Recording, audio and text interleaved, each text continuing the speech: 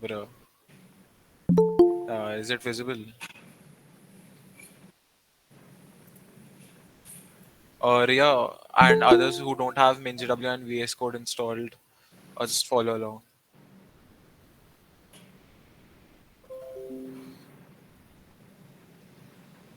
Path का ध्यान रखना कि किस पाथ पे इंस्टॉल कर रहे हो.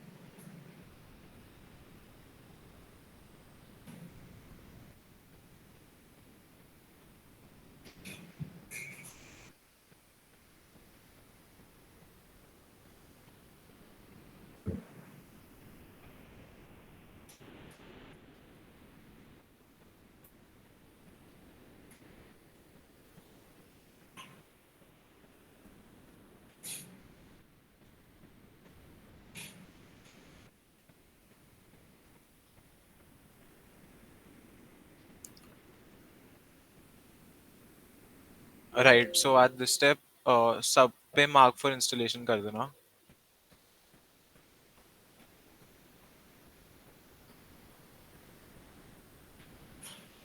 आई थिंक मैक के लिए तो सीधे एक्सकोड चाहिए होता है ना. या इसके मैं एक्सकोड तो सबके में होगा ना जो मैक है. हाँ, सिर्फ वीएस कोड डालना है, वो तो है ही. नहीं एंड एक्सकोड की जरूरत नहीं है, एक्सकोड पे करा देंगे. यहाँ पे जाके इंस्टॉलेशन पे जाके अप्लाई चेंजेस.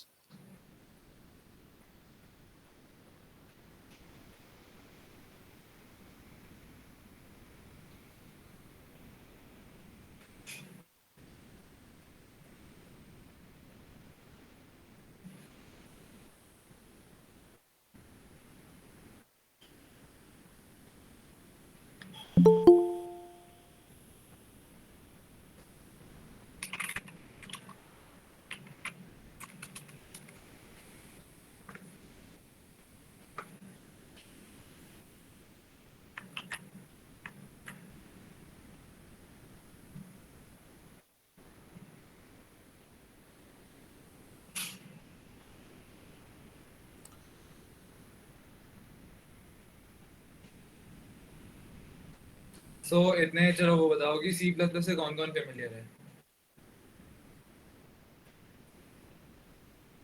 हेलो. भैया आप रिपीट कर सकते हो प्लीज. सॉरी. Repeat repeat.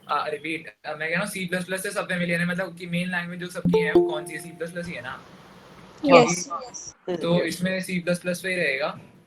तो देख फ्लो क्या रहेगा इसका बेसिकली कि 15 to 20 मिनट्स की एक brief introduction about some topic या कोई भी डेटा स्ट्रक्चर या फिर कोई एल्गोरिथम के ऊपर. ठीक है, उस दिन मैं वो चीज़ पहले लिखूंगा कि वो किसके ऊपर है. देन फॉलो अप में उसी के 4-5 क्वेश्चन लीड कोड के वो डिपेंड करता है किस लेवल के क्वेश्चन होंगे. फिर उसके बाद जो नेक्स्ट एक डे का ब्रेक है उसमें मैं कुछ 2-3 क्वेश्चन दे दूंगा, वो तुम ट्राई कर लेना. तो इससे क्या होगा, एक ना वो तुम्हारे को फ्लो मिल जाएगा how to get started with this data structure algorithm. तो बस एक बार ये हो जाए तुम्हारा MinGW, then we will start. At the same time तुम्हारे पास VS कोड है ना सबके पास?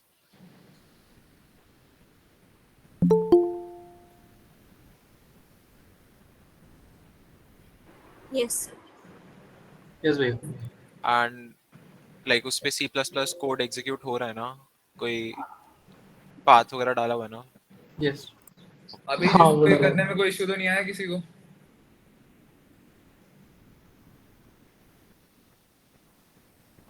MinGW इंस्टॉलेशन में किसी को कोई इशू?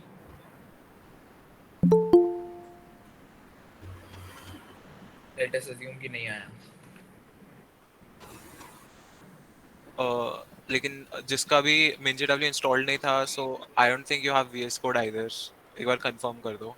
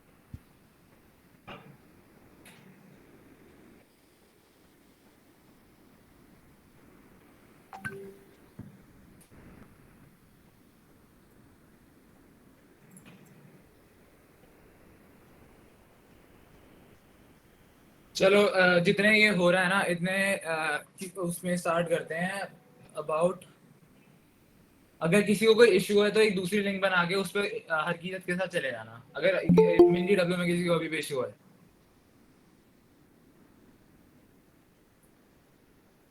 किसी को मिंडी डब्ल्यू में इशू है इन इंस्टॉलेशन या फिर सी प्लस प्लस कंपाइल नहीं हो रही इफ नॉट देन वी नहीं है ना ठीक है तो we are moving towards BITS library तो उसकी एक बार ब्रीफ इंट्रोडक्शन दे दूं मैं तो गो अहेड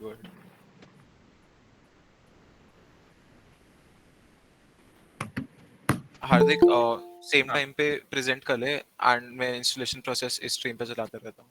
ठीक है ओके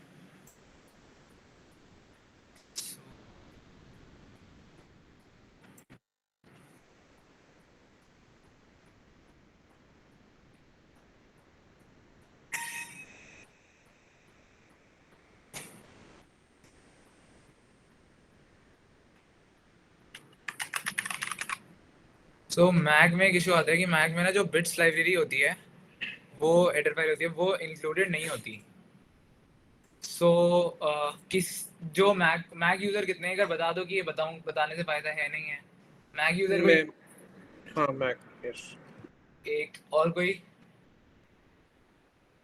हाँ भैया मैं भी हूँ. ठीक है तो बिट्स लाइब्रेरी कभी इंस्टॉल करी है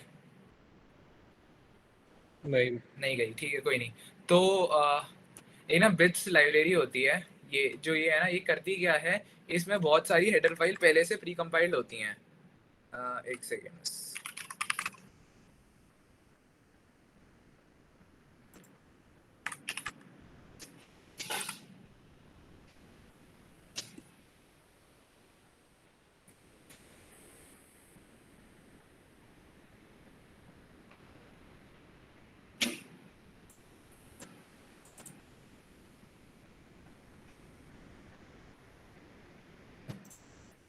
सो दिस इज stdc++.h ये बिट्स की लाइब्रेरी है ठीक है ये करती क्या है जो हमें मैनुअली मतलब कॉन्टेस्ट के टाइम पे जो भी सीपी कॉन्टेस्ट होते हैं उनमें फिर वो लिखने पड़ते हैं ना ये पहले से हम क्या करते हैं लाइब्रेरी जो होती है वो इस जो ये है हैश इंक्लूड इससे रिप्लेस हो जाती है ये सारी लाइंस सो इंडिविजुअली वो इंक्लूड नहीं करनी पड़ती कॉन्टेस्ट के टाइम पे तो एक रिडंडेंट टास्क बच जाता है बहुत ज़्यादा कि मैप इंक्लूड अलग से करना पड़ता है तो बेसिकली ये काम है इसका तो ये मैक में पहले से इंस्टॉल नहीं होती तो मैक वालों के लिए क्या है मैं लिंक में ना ये दे रहा हूँ फाइंडर पे जाके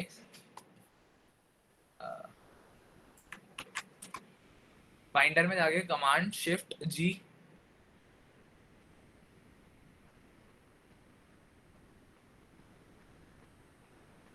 हेलो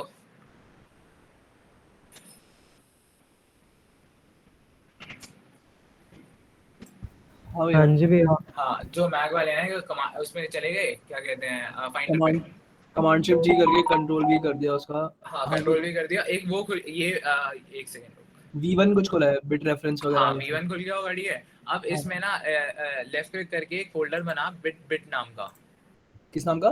बिट बिट किसी भी चीज नाम का बना दे वैसे बिट बिट ठीक है बिट्स बनता नहीं है क्योंकि बिट्स नाम की एक पहले से इसमें फाइल होती है तो बिट बिट नाम का एक फोल्डर बना ले हाँ बना लिया. ठीक है उसके अंदर एक बिट्स नाम का फोल्डर बना हाँ बना लिया. ठीक है अब बाहर जा और किसी भी एक डॉट एच वाली फाइल को कॉपी कर ले .h वाली फाइल. डॉट एच वाली फाइल को अच्छा. हेडर फाइल को कॉपी करा उस बिट्स के अंदर जाके उसको पेस्ट कर दे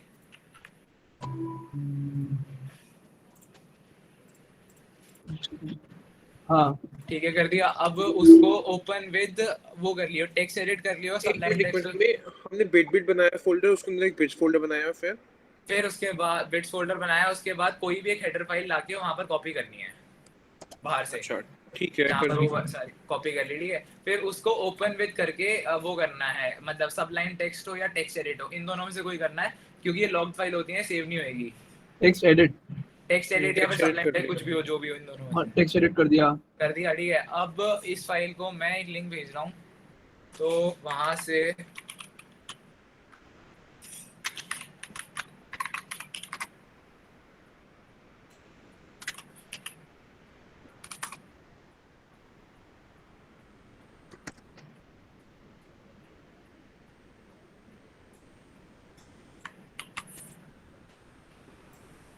मैं उसमें मैसेज बॉक्स में एक लिंक भेजी है, तो इसको कॉपी कर लो और उसमें पेस्ट कर दो।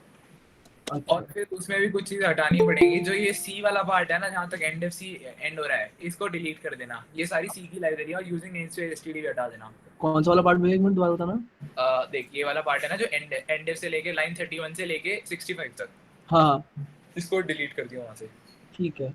वहाँ पेस्ट करके फिर उस वाली जो फाइल थी तो हाँ यहाँ बनाई है, इसका नाम चेंज करके stdc++.h चेंज करना है। से लेके, अच्छा ओके, सी वाला जो कोड है वो हटाना है मेरे को। हाँ, सी वाला हटा दिया हाँ हटा दिया। बेसिकली। फिर ऐसे करके 2 सेक्शन देखे सिर्फ C++ वाले। तो उसमें एंड एफ के बाद सारे हटाने हैं, राइट? एंड एफ के बाद नहीं, एंड एफ से पहले वाले ही मैं बताता हूँ कौन से हटाने हैं।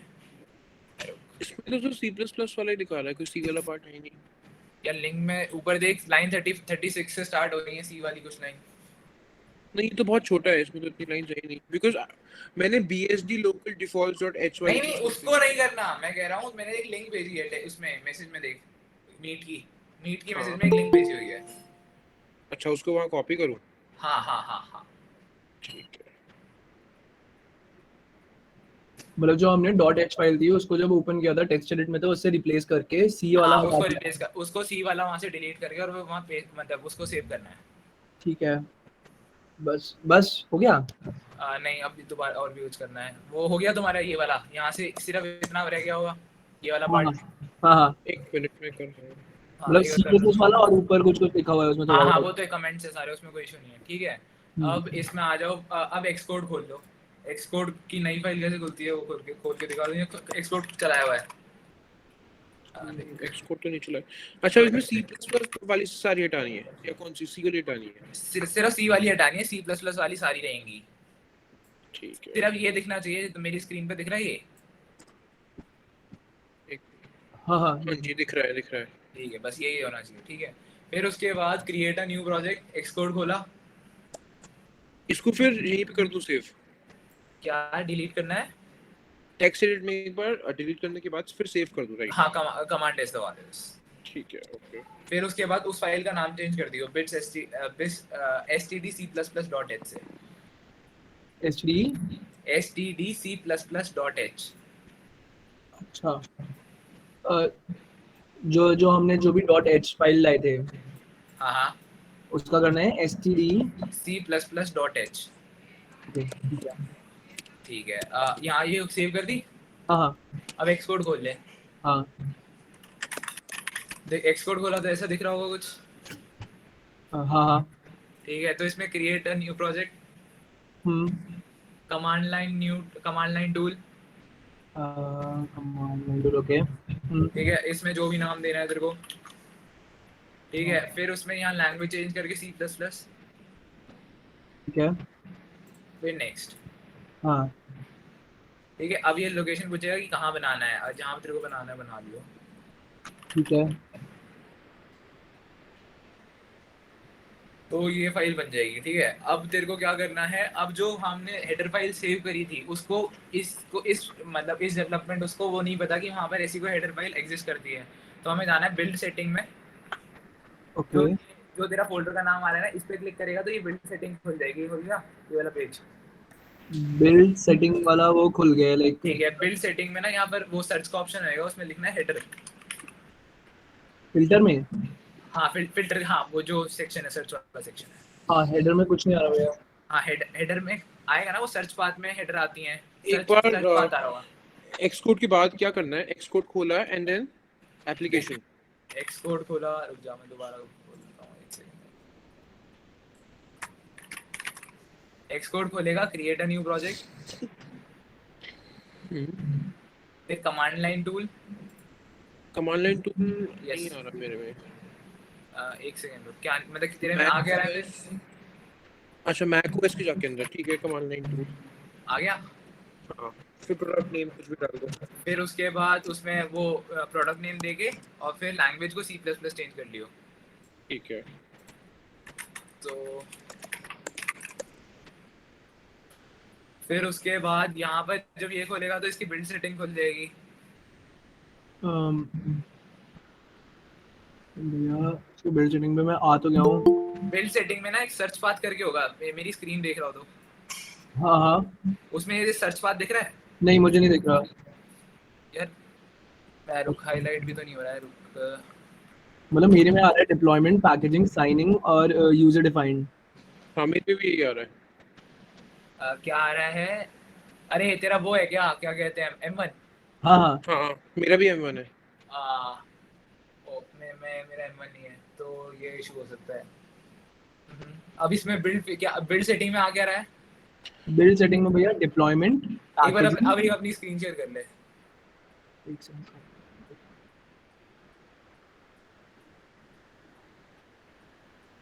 आपकी चली जाएगी फिर, ठीक है? हाँ हाँ, कोई नहीं कर ले। दिख रही है मेरी स्क्रीन? एक सेकंड रुक।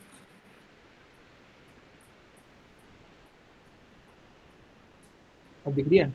हाँ हाँ हाँ, दिख रही है, दिख रही है, दिखा। ये आ रहा है भैया मेरा। इसमें तू बिल्ड सेटिंग में तेरे को ऑप्शन ही 4 आ रहे हैं, ओके। तो एक बार पैकेजिंग, साइनिंग, यूजर डिफाइंड। ये यार मैं कस्टम तो एक एक काम कर सकते हैं फिर, अभी इसको छोड़ के मैं तुम्हारे को ये बाद में बता दूंगा, मैं कोई लिंक भेज दूंगा, क्योंकि मेरा M1 नहीं है यार, मेरे को नहीं पता, मैंने नहीं करा इसमें कभी। अच्छा तो अच्छा, तो बिट्स अभी रहने देते हैं, फिर तुम मैनुअल हाथ से लिख लेना, बस बिट्स ये बताना था कि ऐसे सेटअप होती है, जिसका M1 ना हो तो वो ऐसे कर सकता है। तो ओके। ठीक है, तो यहाँ पर क्या था बेसिकली, यहाँ पर उसकी हेडर फाइल डालनी होती है, और वही होगा इसमें भी, पर मेरे को भी देखने में टाइम लगेगा, तो थोड़ा आगे कंटिन्यू कर लेते हैं, मैं ठीक है लिंक भेज भैया, दूंगा इसकी तुम्हारे को, ठीक है। ओके भैया, ओके। तो बस फिर वो हो जाएगी, जब वो हो गई तुम्हारी यहाँ पर।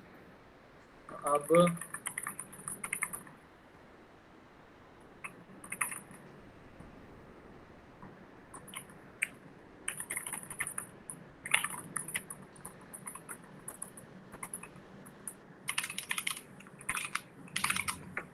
ठीक है, तो नेक्स्ट क्या है? डीबगिंग, डीबगिंग किसी ने करी है? अब देखो डीबगिंग में फिर दो आ जाएंगे, एक एक्स कोड होएगी, एक VS कोड पे होएगी, तो दोनों प्रेजेंट कर देंगे, तो दोनों का कैसे होएगा बताओ? या तो हमारा भी VS कोड पे करा दो ना कॉन्फ़िगर। VS कोड पे करा दो, चल ठीक है, हर हाँ कीरत। हाँ, हाँ हाँ बोल। हाँ, VS कोड पे इनको वो करा दे, और डिबगिंग, ओके। डीबगिंग करा दे, यस। और इनकी बिट्स होती है ना, ठीक है, हाँ करा दे, मैं एक बार स्क्रीन। पहले हमको फिर VS कोड के अंदर भी कुछ कॉन्फ़िगर करना पड़ेगा मैक के। नहीं नहीं नहीं, VS कोड में GW में पहले से बिट्स होती है। अच्छा ठीक है।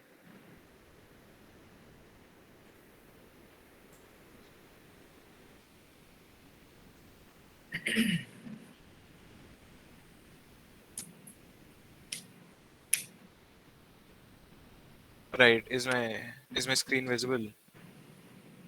हाँ जी जी भैया। यस। Okay, so बहुत brief introduction होगा on debugging. So what exactly is debugging? जब भी तुम you write a piece of code and it does not give the expected output, right? Because of some probably mishap जो तुमने code लिखने में किया होगा, it's mostly user like user prone error है, so that might be the case. And so those जो bugs हैं, so they don't give you your expected output. So that's why there's a thing called debugger. तुम्हारे compiler के साथ आता होगा, right? GDB करके होगा. So mostly जो Windows वाले at least वो follow along कर लो. Mac वाले भी just try to follow along. I don't know your setup कैसे चल रहा है. So this is a pretty simple program, right? यहाँ पे n को initially एक integer n लिया है, उसको 0 से initialize किया है. And I'm incrementing n here. Postfix तुमने पढ़ा होगा, right? And for loop में I'm incrementing n by I की value and I goes up till 10. Okay. So I'll just इसमें एक और चीज है, concept break points. So कहाँ पे तुम्हें किसी एक पर्टिकुलर लाइन में तुम्हें चेक करना है कि इस वेरिएबल में कौन सी वैल्यू स्टोर्ड है, इस एड्रेस पे क्या वैल्यू है, उसके लिए हम ब्रेक पॉइंट्स लगाते हैं. So let's say for loop को हम थोड़ा चेक करेंगे कि कैसे चल रहा है फॉर लूप एंड कैसे वैल्यू इंक्रीमेंट हो रही है, हर एक आइटरेशन पे क्या क्या वैल्यूज आ रही है. सो VS कोड पे also if you just hover along this column left पे, can you see these red dots? जी भैया। Okay, so मेरे को फॉलो अलोंग कर लो, उसके बाद यू कैन प्ले अराउंड कि अपने प्रोग्राम्स पे देख के. So I am putting a breakpoint on line number 5. It means I want to check the output at line number 5 of n, and line 7 पे देख रहा हूँ. line 7 पे I have two variables, n and I, right? I इस for loop के scope में है. If I can just ऐसे कर देता हूँ मैं, ठीक है? इसके scope में है I. So यहाँ पे जाओगे, this arrow run के नीचे debug C++ फाइल होगा.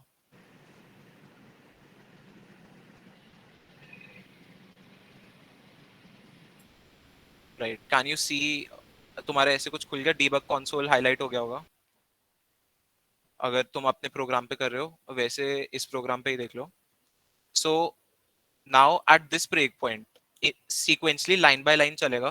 तुमने पढ़ा होगा पहले, हैश इंक्लूड हेडर फाइल आ रही है तुम्हारी, नेम स्पेस डिफाइन कर दिया, right? So line by line चला. At this break point the execution holds, and I have ये रिस्पेक्टिवली दो मेजरली यूज करते हैं हम लोग. One is step over and one is step into, right? So step into and step over में दो major difference, एक major difference है essentially. step into में line by line program आगे जाएगा, and step over में से एक बार करके देख लेते हैं. so step into n++ था, postfix था, initially n was 0, right? now step into किया तो n की value 1 हो गई when I go from line number 5 to line number 6. Now I go ahead, for loop में गया, for loop में initial value is 0 and n को मैं increment करूंगा after line 7 executes. step into किया तो 1 plus 0 is 1 and आगे गए, I is 1, I increment n by I तो 2 हुआ. Do you get the gist of it कि line by line हम कैसे output check कर पा रहे हैं? इसका ना यूज बहुत ज्यादा है. अभी एसेट तुम्हारे को समझ में ना आ रहा हो तो क्या होगा कि तुमने जैसे कभी कुछ डाला, एरे आउट ऑफ बाउंड जा रहा है, ये तो कोई छोटा सा पीस ऑफ कोड है. ऐसा क्या होगा, मल्टीपल तुम्हारे फंक्शन कॉल्स होंगी, कहीं पे जाके तुम्हारी सेगमेंटेशन फॉल्ट आ रही थी. So you can go there and check कि कहाँ पर जाके ये, मतलब वहाँ जहाँ ब्रेक पॉइंट लगाया तुमने देखा कि यहाँ तक तो ये सही चल रहा था, इसके बाद वो सेगमेंटेशन फॉल्ट दे रहा है. तो तुम ऐसे चेक कर सकते हो कि किस वजह से आई है. तो ये ब्रेक मतलब बेसिकली डीबगिंग उसके लिए यूज होती है. मतलब इतने छोटे पीस ऑफ कोड के लिए तुम्हारे को सेंस नहीं लग रही होगी, क्योंकि तुम इसे मैनुअली भी ट्राई रन कर सकते हो. हाँ, सो घंटे या हर की Yeah, so अब तक हम step into कर रहे थे. just see the yellow highlighted line. Obviously line by line चल रहा है until I reaches 10. Currently I is 5. Now what I do in step over is पूरी for loop की body एक ही go में execute हो जाएगा. So just take a look here. I 5 है, I 16 है.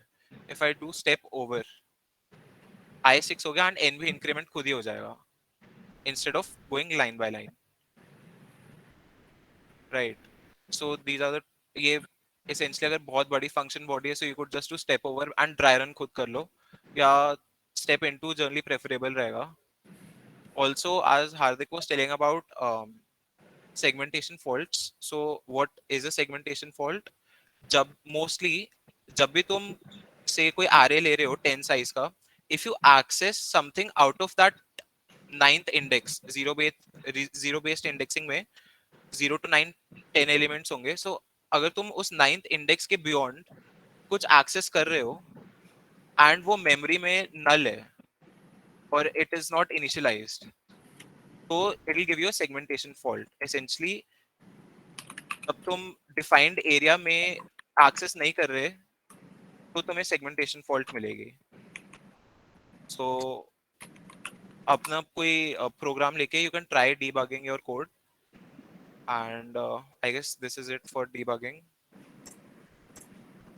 सो एक बार मैं यही सेम चीज इसमें दिखा देता हूँ एक्सकोड में. जो एक्सकोड वाले हैं, मतलब उनका डीबगिंग तो चल रही होगी, वो बिट्स नहीं चली है बस. So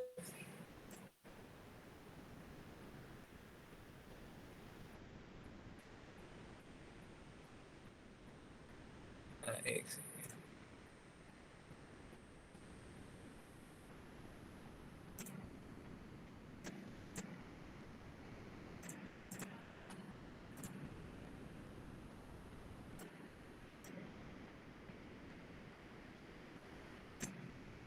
yes. जैसे वही था, एक फॉर लूप ले लेते हैं।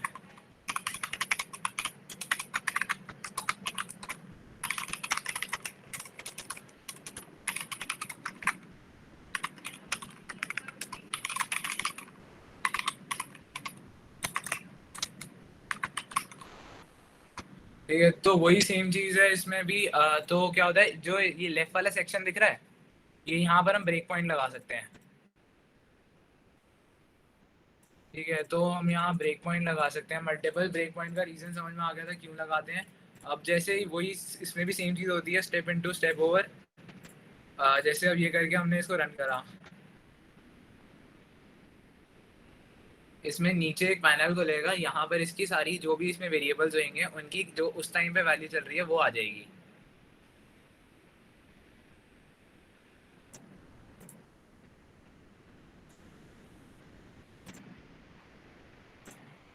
जैसे आगे इस टाइम पे काउंट की वैल्यू 0 है, एन की वैल्यू 5 है, और आई की वैल्यू है -11 इसलिए दिखा रहा है क्योंकि आई अभी इनिशियलाइज हुआ है, पर उसमें इनिशियलाइज नहीं हुआ है, डिक्लेयर हुआ है। डिक्लेयर के टाइम पे उसमें गार्बेज वैल्यू होती है, वो गार्बेज वैल्यू -11 है।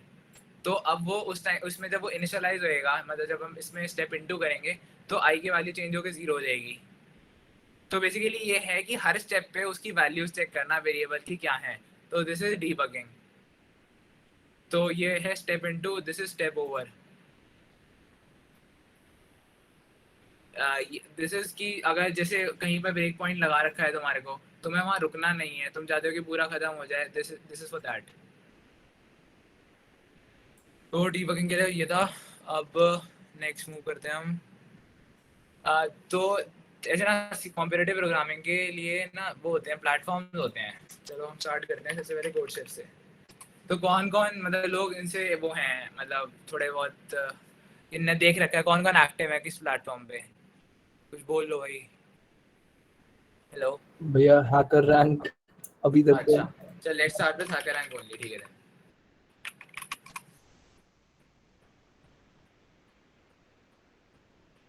देखो स्टार्टिंग कौन मतलब कोई ऐसा है जिसने अभी बिल्कुल भी स्टार्ट ना करा हो?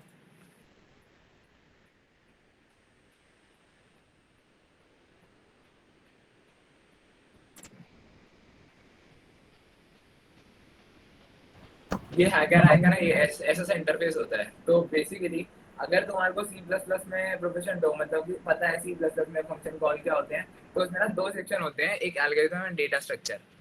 तो इनमें जाओ, इनके लेवल वाइज सॉर्ट करो, जैसे इजी कर लिए, और फिर इनको सॉल्व करना स्टार्ट कर लो। ये मतलब डिसेंट इनफ इजी क्वेश्चन है, तो तुम्हारे को एक आइडिया लगने लग जाएगा कि एक्चुअली इनमें करना क्या होता है।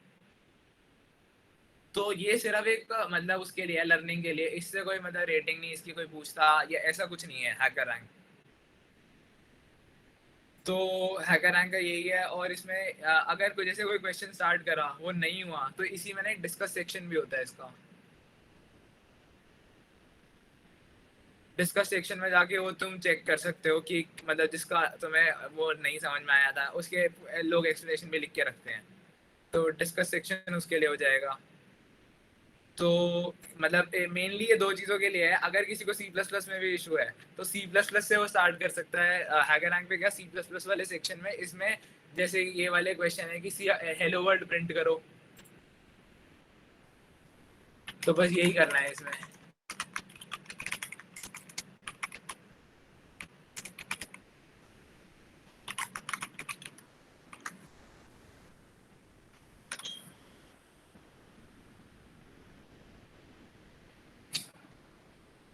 तो बेसिकली ये है उसके लिए C++ के लिए। हैकर रैंक बेसिकली है इन जो एकदम स्टार्टिंग पॉइंट है ना, जिनने बिल्कुल भी स्टार्ट नहीं करा हुआ एक थोड़ा सा स्टार्ट करने के लिए, तो हैकर रैंक उसके लिए सही है।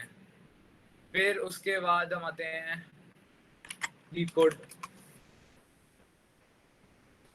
लीड कोड किस चीज़ के लिए है, इस पे भी ना मतलब प्रॉब्लम टॉपिक वाइज मिल जाएंगे। जैसे तुमने कोई टॉपिक पढ़ा, स्टार्टिंग में क्या सही होता है कि तुम कोई टॉपिक पढ़ो उस पर क्वेश्चन कर लो,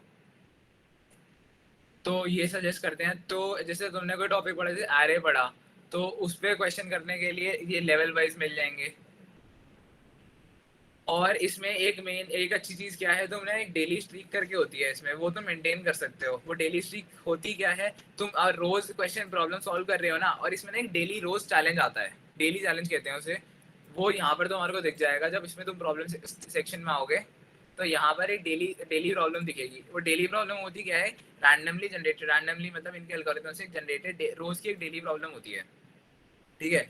वो तुम अगर वो रोज सॉल्व करते रहोगे, तुम्हारी स्ट्रीक बनती रहेगी कि तुमने रोज एक क्वेश्चन करा है, तो तुम वो मेंटेन करने का ट्राई कर सकते हो कंसिस्टेंसी के लिए। अगर कोई कंसिस्टेंट नहीं हो पा रहा है कि नहीं मन करता करने का, तो इस चीज को ट्राई कर लो एक बार।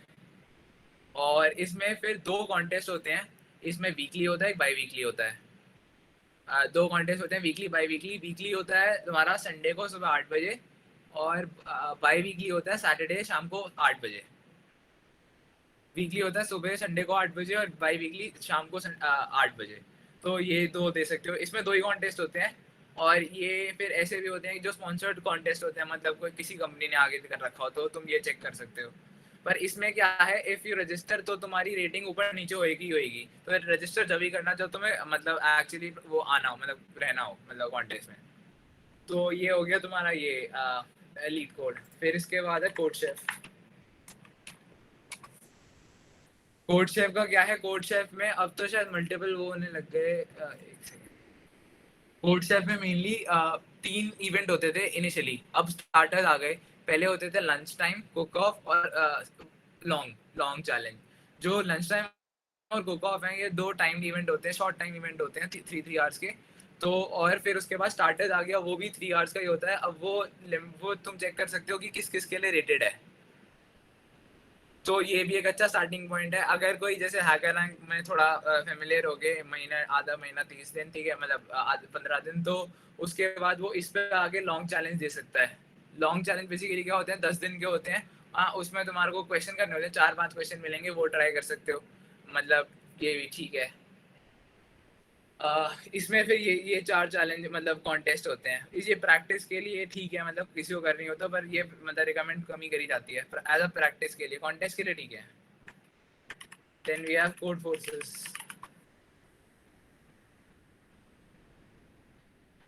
कोड फोर्सेस पे भी इसमें कॉन्टेस्ट होते हैं, इसमें मल्टीपल कॉन्टेस्ट होते हैं। एक ग्लोबल राउंड होता है, एक होता है कि div 2 div 1, और फिर जो एजुकेशनल राउंड होते हैं। तो ये कॉन्टेस्ट के लिए भी है, और ये प्रैक्टिस के लिए भी सही है। इसमें भी लीड कोड की तरह प्रॉब्लम, मतलब टॉपिक वाइज प्रॉब्लम मिल जाएंगी, और इसकी मतलब जो ये रेटिंग वाइज है, इसके अकॉर्डिंग तुम सॉल्व कर सकते हो। जो भी तुम्हारी करंट रेटिंग है, 200 प्लस माइनस करके इसको ट्राई कर सकते हो। This is for CP, not for DSA. मतलब अगर किसी को कॉम्पिटिटिव प्रोग्रामिंग करनी हो तो सीपी और मतलब डीएसए में फ़र्क है। CP is basically competing with others while, मतलब एक क्वेश्चन सॉल्व करते हैं।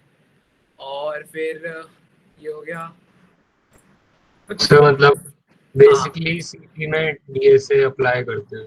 सीपी में हाँ एग्जैक्टली, दूसरों के साथ compete करते हुए वो डीएसए अप्लाई करते हैं।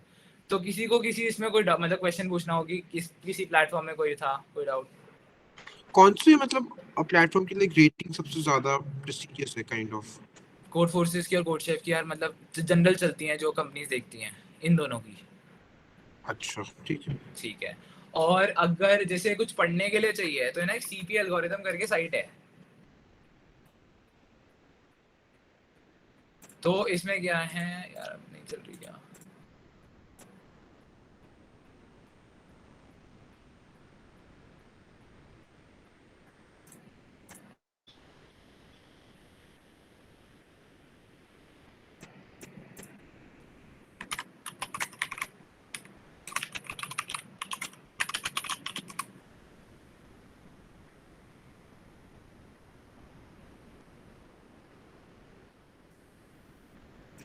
अभी सीपी एल्गोरिथम चल नहीं रही है।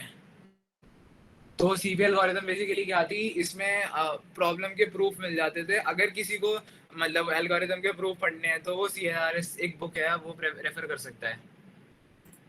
फिर उसके बाद एक प्रॉब्लम सेट है, CSES प्रॉब्लम सेट होते हैं वो।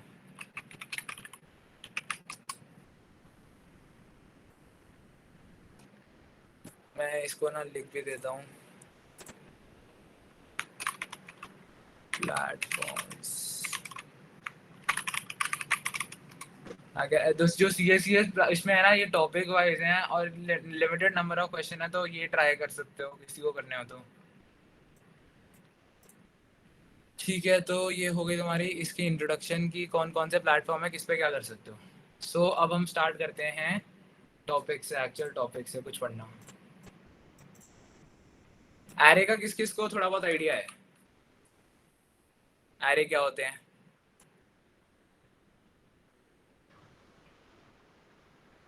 सर एरे तो मतलब नॉर्मल एरे है।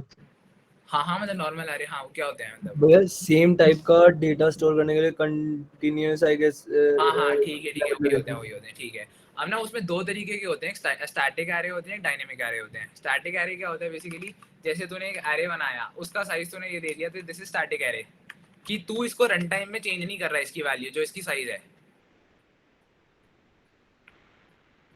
सो अब ये तेरा स्टैटिक एरे हो गया। फिर उसके बाद अब जैसे अब फंक्शन कॉलिंग में एरे पास कैसे होते हैं?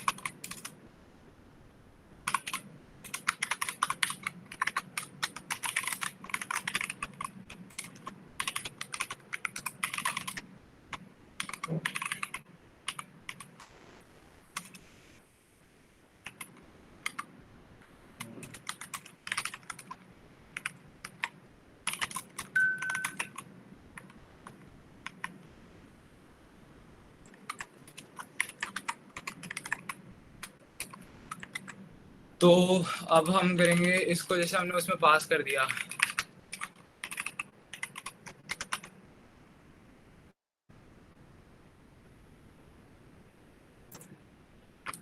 अगर जैसे हम यहाँ पर डिफाइन कर देना एरे को, तो इसमें क्या इशू आएगा, कोई बता सकता है एक बार? अगर ऐसे पास कर दे तो स्टैटिक बनेगा ये। नहीं, कोई और भी इशू आएगा, कोई थोड़ा सोच। यहाँ पर कौन लिखा सी भी हुआ है। लाइन में? हाँ कौन सी लाइन में? रुक जा, जैसे इसमें जैसे एक इशू आएगा जो ऐसे डिफाइन करने पे, एन की वैल्यू पता है नहीं कुछ भी।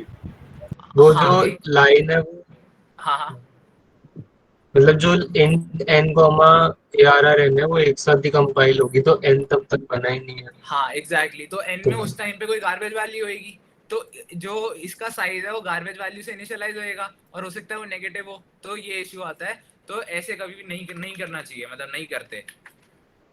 तो एक बार जब या तो तू एन को इनिशियलाइज कर दे तो फिर वो स्टैटिक ही हो जाएगी। अब रन टाइम में तेरे को कोई वैल्यू देनी है, जो तेरे को उसको बाद में वैल्यू डिफाइन करनी पड़ेगी। तो अब जैसे हम इसको कंपाइल कर दिया,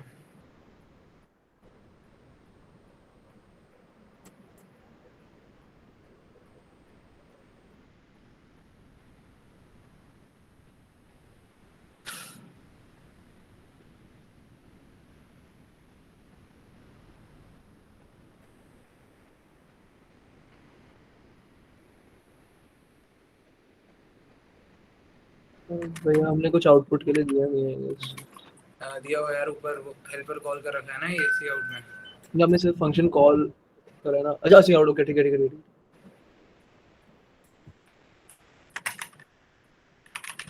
ओह मैं इनपुट नहीं दे रहा था, सॉरी। अब जैसे इनपुट दे दिया, ठीक है। अब ये एरे है, अब जो ये पास हो रहा है इस टाइम पे, ये एरे एज अ कॉपी है यहाँ पर। जब ये पास होएगा, पास बाय वो एड्रेस हो रहा है, मतलब एरे का जो फर्स्ट पॉइंटर है ना, जैसे ये 2 3 4 5 5 6 जो हम यहाँ पास कर रहे हैं ना एरे, ये बेसिकली जो ये ARR है, ये मतलब ये पॉइंट किसको कर रहा है, 2 को, 2 के एड्रेस को पास करते टाइम हम उसके एड्रेस को पास करते हैं हमेशा। कॉल बाय एड्रेस होता है एरे के केस में। अच्छा एरे के केस में हमेशा कॉल बाय एड्रेस होता है। कॉल बाय एड्रेस और कॉल बाय रेफरेंस पता है? रेफरेंस मतलब उसके एड्रेस से होगा और हाँ, कॉल बाय वैल्यू और कॉल बाय रेफरेंस। हाँ वैल्यू और रेफरेंस। हाँ तो ठीक वैल्यू है, मतलब उसकी प्रॉपर वैल्यू जाएगा। ठीक है, वैल्यूज वैल्यू होगा। अब जब एरे पास होता है call by reference reference value और हाँ ये तीनों अलग है ना, रेफरेंस वैल्यू और एड्रेस। एड्रेस और रेफरेंस सेम चीज होगी, वो मैंने थोड़ा वो कर दिया। रेफरेंस और कॉल बाय वैल्यू दो ही चीजें होती हैं। रेफरेंस में एड्रेस भेजते हैं हम, कॉल बाय रेफरेंस और कॉल बाय वैल्यू दो ही चीज होती हैं। ठीक है, अब जब हम एरे सेंड कर रहे हैं, मतलब एरे एज वो उसमें आर्गुमेंट में भेज रहे हैं, तो ये कॉल बाय रेफरेंस है या कॉल बाय वैल्यू है? रेफरेंस, कॉल बाय रेफरेंस क्यों? क्योंकि वो फर्स्ट एलिमेंट के एड्रेस को पॉइंट कर रहा एड्रेस है। को पॉइंट कर रहा है, ठीक है, ठीक है। क्योंकि हम तो एरे के अब एड्रेस को पॉइंट ठीक करेंगे। है, ठीक है, ठीक है। जैसे अब इसी को एक बार कॉपी कर लेते हैं, एक सेकेंड।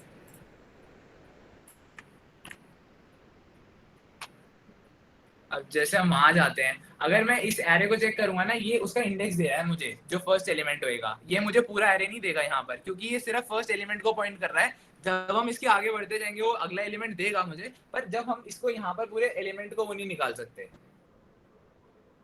वो मुझे फर्स्ट सिर्फ वो देगा, फर्स्ट को जो पॉइंट कर रहा है उसका पॉइंटर दे देगा मुझे, जो 2 को पॉइंट कर रहा है। बट ये केस वेक्टर में नहीं होता, वो मैं आगे बताऊंगा। वेक्टर में क्या होगा, एक कॉपी पास होती है। अगर हम कॉल बाय रेफरेंस मतलब पर्टिकुलरली ना एम्परसेंड ना लगाएं, तो वो एज अ कॉपी पास होगी उसके केस में। तो ये हो गया केस 1D एरे का। अब 1D एरे के बाद 2D एरे होते हैं। 2D एरे की डेफिनेशन ये होती है, ठीक है। अब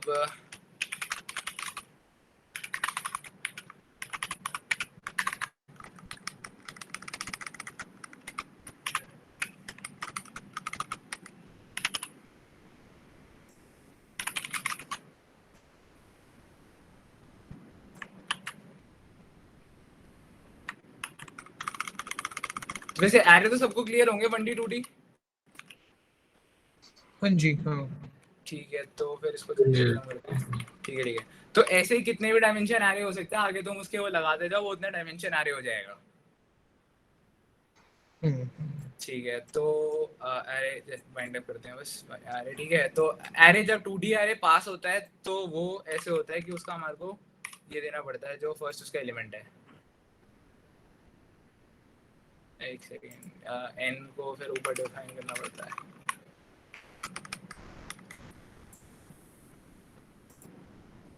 No need to pass this.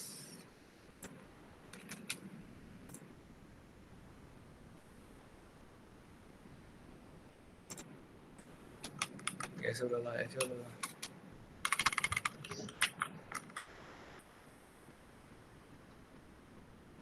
Yes, ये 2D एरे ऐसे पास कर सकते हैं हम। बेसिकली हम फर्स्ट वेक्टर, जो पहला एलिमेंट पहली रो है, उसके फर्स्ट एलिमेंट को पॉइंट कर रहा है। ये 2D एरे ऐसे पास करते हैं। तो अब नेक्स्ट मूव करते हैं वेक्टर की तरफ। वेक्टर पता है क्या होते हैं?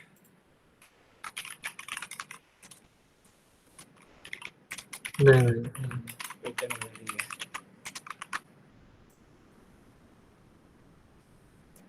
डायनेमिक एरे टाइप का हो गया ना। हाँ, डायनेमिक एरे कह सकते हैं उसे।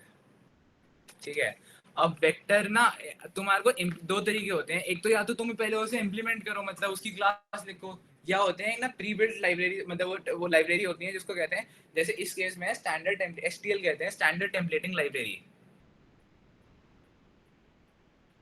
ठीक है, अब जैसे अब उसको हमारे को एक वेक्टर को डिफाइन करना है। वेक्टर का मैं वो दिखा देता हूँ, वेक्टर होता क्या है एग्जैक्टली। एक सेकेंड। तो वेक्टर बेसिकली कुछ नहीं होता, एक मान ले एरे की तरह है वेक्टर, सिमिलर टू एरे ही होता है। ठीक है, तो पर इसमें होता क्या है कि इसकी इम्प्लीमेंटेशन एग्जैक्टली है कैसे, कि जैसे तुमने एक n साइज का वेक्टर बना m साइज का वेक्टर बना दिया। ठीक है, इफ अगर तुम्हारे को m एलिमेंट्स पूरे यूज कर लिए, तो वो क्या करेगा, अपने साइज को डबल कर लेगा, मतलब तुम्हारे को बताने की उसको कोई जरूरत नहीं है। जैसे एक तुमने वेक्टर की जो डेफिनेशन होती है ना, जब डिक्लेयर करते हैं वेक्टर को, उसका सिंटैक्स होता है वेक्टर, यहाँ पर आता है तुम्हारा डेटा टाइप। डेटा टाइप और जो एरे का नाम है।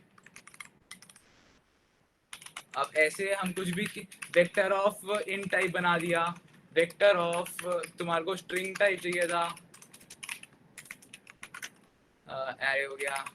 फिर तुम्हारे को किसी भी टाइप का वेक्टर चाहिए, मतलब किसी भी चीज़ का वेक्टर चाहिए, जैसे फिर ना एक होती है, एक पेयर नाम की चीज़ होती है। वो क्या करता है बेसिकली, पेयर एक डेटा टाइप है जो 2 एलिमेंट रख सकता है अपने पास में।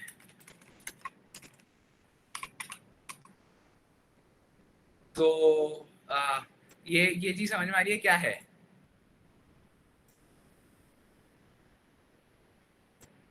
हेलो। हाँ जी। टेम्प बेसिकली क्या है? टेम्प एक डेटा टाइप है जो अपने पास ये 2 चीजें रख सकता है। टेम्प क्या है? एक ऐसे करके डेटा टाइप है जो 2 चीजें रख सकता है। इसके ना ये मान लेगी ये टेम्प नाम का एक वेरिएबल है, पर इस वेरिएबल में ना 2 पार्ट होते हैं। 2 पार्ट कैसे डिवाइडेड होते हैं? एक होता है फर्स्ट, एक होता है सेकेंड। इसको हम एक्सेस कैसे करते हैं? जैसे मान ले तेरे को चाहिए cin temp dot first temp dot second. Dot operator और क्या कहते हैं, एरो ऑपरेटर में फर्क पता है? और मतलब यूज कब होते हैं, क्या होते हैं? Yes. ठीक है, क्लियर है ना वो? तो डॉट जब तुम्हारे को पॉइंटर पे काम हो, जब वो होगा यूज। एरो ऑपरेटर जब तुम्हारा कोई फंक्शन कॉल करना हो किसी के थ्रू क्लास के। एक ये मान ले एक पेयर ऑफ एरे क्लास है जो इम्प्लीमेंटेड है, हमने उसको एक टेम्प नाम का एक ऑब्जेक्ट बनाया है, ठीक है। अब वो ऑब्जेक्ट को हमारे को इनिशियल, यहाँ पर वो ऑब्जेक्ट इनिशियल मतलब डिक्लेयर कर दिया हमने, फिर उसमें वैल्यूज लेनी पड़ेगी। अब उसका कोई एक फर्स्ट नाम का एक उसमें वो पड़ा हुआ है, वेरिएबल पड़ा हुआ है। फॉर एग्जांपल जैसे क्लास इसकी पेयर की बनेगी कैसे?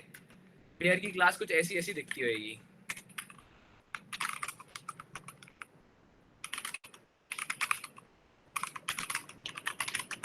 ठीक है। अब जैसे इसी केस में ले लेते हैं, ये जो हम ये लिख रहे हैं ना, ये होती है टेम्पलेट्स कहते हैं इन्हें। ये मैं बाद की क्लास में बता दूंगा इन्हें, मतलब ये एग्जैक्टली होते हैं क्या है टेम्पलेट।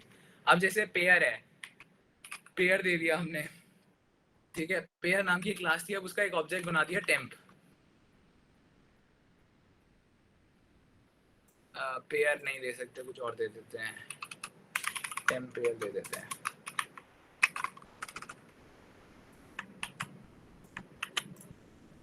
ठीक है। अब बेसिकली क्या करा हमने, टेम्प पेयर नाम की क्लास बनाई, उसका एक ऑब्जेक्ट है टेम्प। इसको पब्लिक करना पड़ेगा। जो वो पेयर टेम्पलेट्स वाली, तो पढ़ रखा है। सॉरी टेम्पलेट पढ़ रखे हैं, तो ठीक है, मतलब वो चीज़।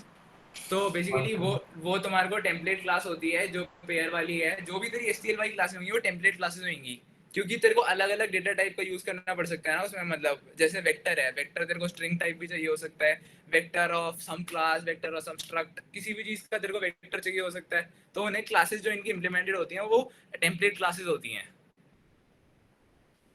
ठीक है। अब जैसे तेरे को पेयर वाली जो मैं चीज बता रहा था, पेयर एक डेटा टाइप है, वो बेसिकली रखता क्या है, तेरे 2 वो रखता है एलिमेंट्स। अब वो 2 एलिमेंट वो कुछ भी हो सकते हैं, एक इंट हो सकता है, दूसरा स्ट्रिंग हो सकता है, कुछ भी हो सकता है, ठीक है। अब ये चीज हो गई ये। अब वो करेगा क्या, अब ये एक्सेस कैसे कर सकते हैं? हमने टेम्प डॉट फर्स्ट से हमने उसको इनपुट लेने के लिए एक्सेस करा। अब इसी को ऐसे जब प्रिंट कराने हो तो ये कर दो। अब मतलब अगर कोई पेयर में उसका वैल्यू इनपुट लेनी और आउटपुट लेने कोई प्रॉब्लम तो नहीं होगी। तो भैया वो टीटी क्या लिखा है पेयर के end में? अरे वो देख, मतलब नाम है उसका, ये देख, ये अच्छा सिंटैक्स है, नाम है, ठीक ओके। है। देख मैं बताता हूँ, एग्जैक्ट सिंटैक्स बता देता हूँ। देख यहाँ आएगा तेरा जो इसका सिंटैक्स है, वो कहता है पहले लिखो पेयर, फिर तेरे वो कोनिकल ब्रैकेट्स उसके लिए कि टेम्पलेट जो दे रहा है, मतलब कौन से टाइप ऑफ कौन से डेटा टाइप हैं जो तू वेरिएबल देगा। अब एक होएगा इंट, जो मतलब दो, पहला डेटा टाइप 1 और दूसरा डेटा टाइप, मतलब 2 तेरे वो है पेयर में, ठीक है। डेटा टाइप 1, डेटा टाइप 2, और फिर उसके बाद में उस वेरिएबल का नाम, ठीक है।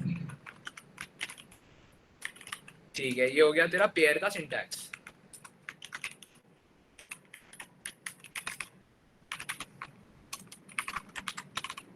ठीक है। तो पेयर का सिंटैक्स ही हो गया। अब जैसे हमने वही वाली क्लास इंप्लीमेंट कर दी, पर वो टेम्पलेट क्लास नहीं है।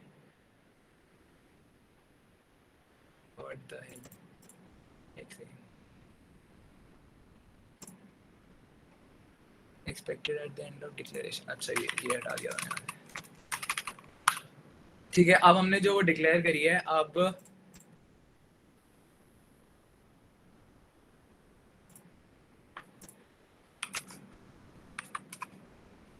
अब जो टेम्प नाम की तेरी क्लास थी वो तेरे 5-4 आ गए उसमें। अब उनको जब एक्सेस करना है तो डॉट ऑपरेटर से करेगा, मतलब करोगे, ठीक है। डॉट ऑपरेटर से हम उसको एक्सेस करें, टेम्प नाम का एक ऑब्जेक्ट है। अब वो जब हमने लिया तो 5-4 प्रिंट हो गया। तो सिमिलर थिंग होती है जो पहले से बनी लाइब्रेरी है, जैसे मैं पेयर एक वो है पहले से बनी हुई क्लास, प्रीबिल्ट क्लास है, तो उसमें क्या होता है, ये हुआ। अब इसमें तू यहाँ से ये कर सकता है कि tt.first tt.second, और यहाँ से फिर उसी से जब उसको निकालना हो tt.first और tt.second। अब कोई ना एक बार वो चैट में फटाफट वो लिख दो कि वेक्टर कैसे बनाएंगे हम उसका, एक पेयर का वेक्टर का सिंटैक्स लिख दो, इंट टाइप का। क्या बता दो कोई फटाफट।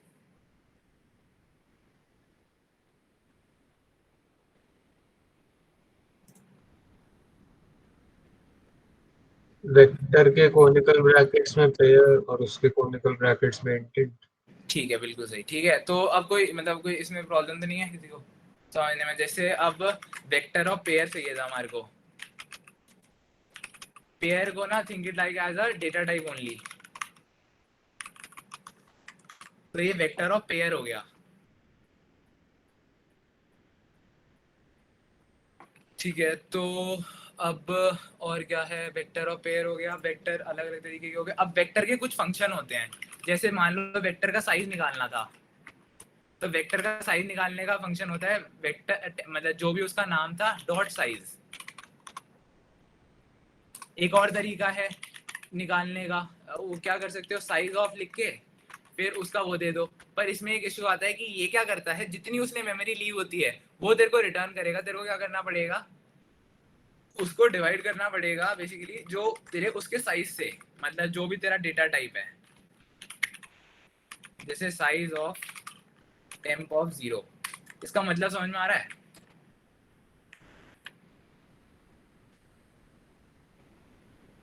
हेलो, जैसे तुम एरे का साइज कैसे निकालते थे, अगर कोई एरे दिया होता था तुम्हारे को, एरे का साइज निकालते कैसे थे? हाँ, टेम्प ऑफ 0 जो पर वेरिएबल साइज है उसको टोटल से डिवाइड करेंगे तो आ जाएगा। डिवाइड मतलब वो डिवाइड करने का रीजन समझ में आ गया ना? हाँ जी भैया। समझ गया। ठीक है, जो ये साइज ऑफ टेम्प है, ये तुम्हारे को पूरा उसका जो भी वो डेट, मतलब जितना उसमें स्पेस ले रखा है वो तुम्हारे को रिटर्न कर देगा। तो तुम्हारे को उसके मतलब एक उसका साइज निकालना है ना कि नंबर कितने हैं, तो उसको तुम्हारे को इंडिविजुअल के साइज से डिवाइड करना पड़ेगा, तो उसका जितने मतलब नंबर ऑफ इंडेक्सेस आ जाएंगे। तो ये हो गया साइज निकालने का तरीका। फिर इसके बाद होता है वेक्टर में वैल्यूज ऐड कैसे होती हैं, वो देख लेते हैं एक बार। वेक्टर में वैल्यू ऐड कैसे होती हैं, वेक्टर जो भी वेक्टर का नाम है, जो भी तुमने वेक्टर का नाम दे रखा है, जैसे टेम्प था, temp dot push underscore back, और जो भी वेरिएबल मतलब जो भी तुम्हारे को वैल्यू देनी है।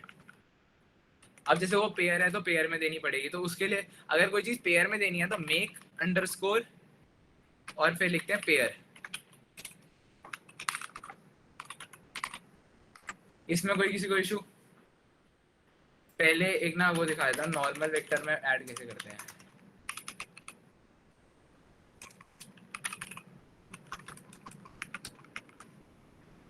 नॉर्मल वेक्टर में जब ऐड करना होता है ना, हम लिखते हैं जो भी उसका नाम था अंडरस्कोर पुशबैक, और ये पुशबैक होता कैसे है, मान ले इनिशियली जो तेरा वेक्टर है, वेक्टर की कुछ साइज मतलब उसके अंदर कुछ भी नहीं होएगा, एक एम्प्टी खाली जगह जैसी होएगी।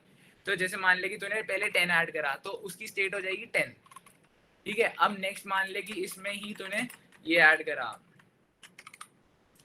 20 ऐड करा, तो वो उसके पीछे जाके लग जाएगा पुश बैक। जो इसमें होते हैं पुश फ्रंट होता है, पुश बैक होता है, और एक होता है एम प्लेस, वो भी बता दूंगा अभी। पुश बैक समझ में आ गया?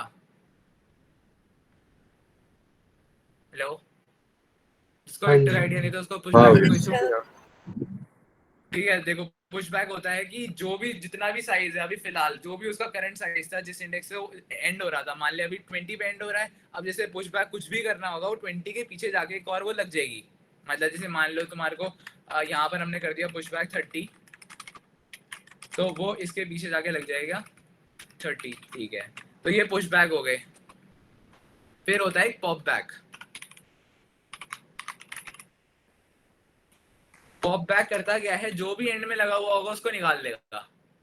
इसमें हमारे को वो नहीं देना होता कि किसको निकालना है, वो जो भी एंड में लगा होगा। एक बार पॉप बैक कॉल करा तो 30 निकल जाएगा उसमें से, ठीक है। पॉप बैक समझ में आ गया, इसका यूज क्या है?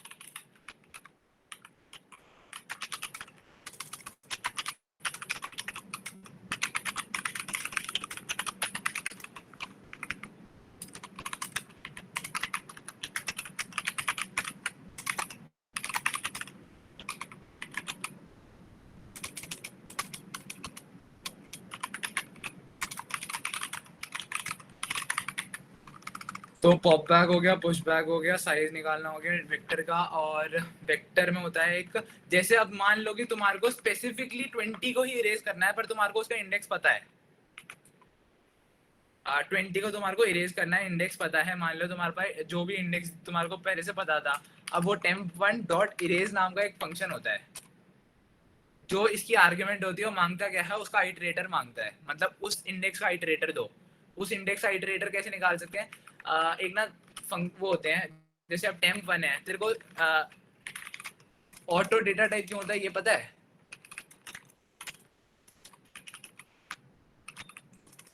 Hello hello hello hello, auto auto पता है क्या होता है? ऑटो किस लिए होता है? नहीं। नहीं पता ऑटो क्या नहीं होता है? भैया। बेसिकली बताता हूँ। ऑटो क्या होता है कि जैसे हमारे को ना यहाँ पता नहीं है कि ये क्या रिटर्न करेगा। जो भी राइट साइड में है, मान ली temp1 है, ये नहीं देखेगा कि ये यहाँ है क्या। जिस भी डेटा टाइप का होगा ये उसमें टाइप कास्ट हो जाएगा। अब ये begin वन किस किस मतलब किस टाइप का होएगा इस केस में? इन टाइप का। इन टाइप का क्यों होएगा? जो भी temp1 राइट के- साइड पे उसको उसके रेप्लिकेट करेगा। उसको रेप्लिकेट मतलब बेसिकली उसमें टाइप कास्ट हो जाएगा। टाइप कास्टिंग तो पड़ी थी इंट ना? वेक्टर। हाँ, इंट वेक्टर में हो जाएगा ये चेंज। जो भी तुम्हारी राइट साइड में है उसमें चेंज हो जाएगा, ठीक है। तो बेसिकली ये काम यूज करते हैं हम ज्यादातर इस केस में। जैसे तेरे को ना वो निकालना था, पॉइंटर निकालना था, तेरे को समझ में नहीं आ रहा पॉइंटर करते कैसे थे, तू ये ऑटो बना के छोड़ दे उसको। और फिर डॉट बिगिन। बिगिन करता क्या है तेरे को, इसका जो temp1 है, इसका जो फर्स्ट एलिमेंट मतलब जो 10 को पॉइंट कर रहा होगा, इसका पॉइंटर दे देगा। समझ में आ रहा है? पॉइंटर क्लियर थे सबके?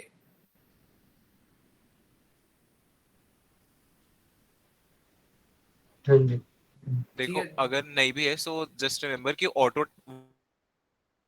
वर्ड लिख दोगे एंड डॉट बिगिन कीवर्ड है जो एक आइटरेटर रिटर्न करता है ऑफ वेक्टर।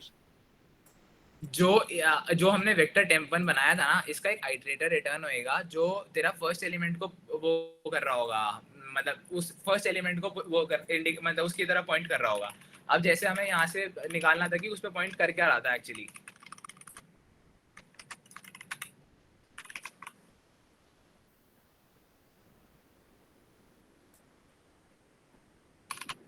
जैसे अब इसको रन करते हैं हम।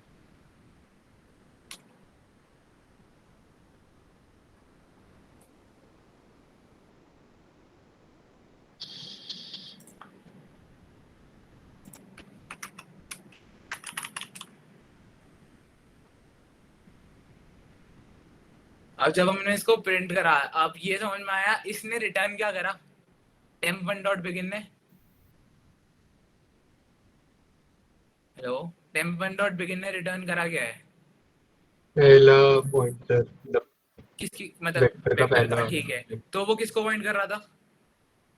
जो पहला एलिमेंट होगा। फर्स्ट एलिमेंट होएगा, मतलब 10 को पॉइंट कर रहा था, ठीक है। अब उसने उसको पॉइंटर दिया तो मैंने उसको बस डिस्प्ले करा दिया यहाँ पर कि वो 10 था, ठीक है। अब पॉप बैक था। पॉप बैक क्या करता है, जो भी लास्ट एलिमेंट होएगा उसको निकाल लेगा। अब वो चेक कर सकते हैं कि उसने लास्ट एलिमेंट निकाला है नहीं निकाला। वो 30 को पॉप बैक कर दिया, मतलब पॉप 30 को पॉप कर दिया बेसिकली। पॉप बैक ये करता है। पॉप बैक क्लियर हो गया? किसी को pop back, push back, begin, auto, Spice. Vector कैसे बनाते हैं, इनमें कोई इशू पेयर में? अभी पूछो एक बार, मतलब क्लियर करो एक बार, किसी को इसमें कोई डाउट?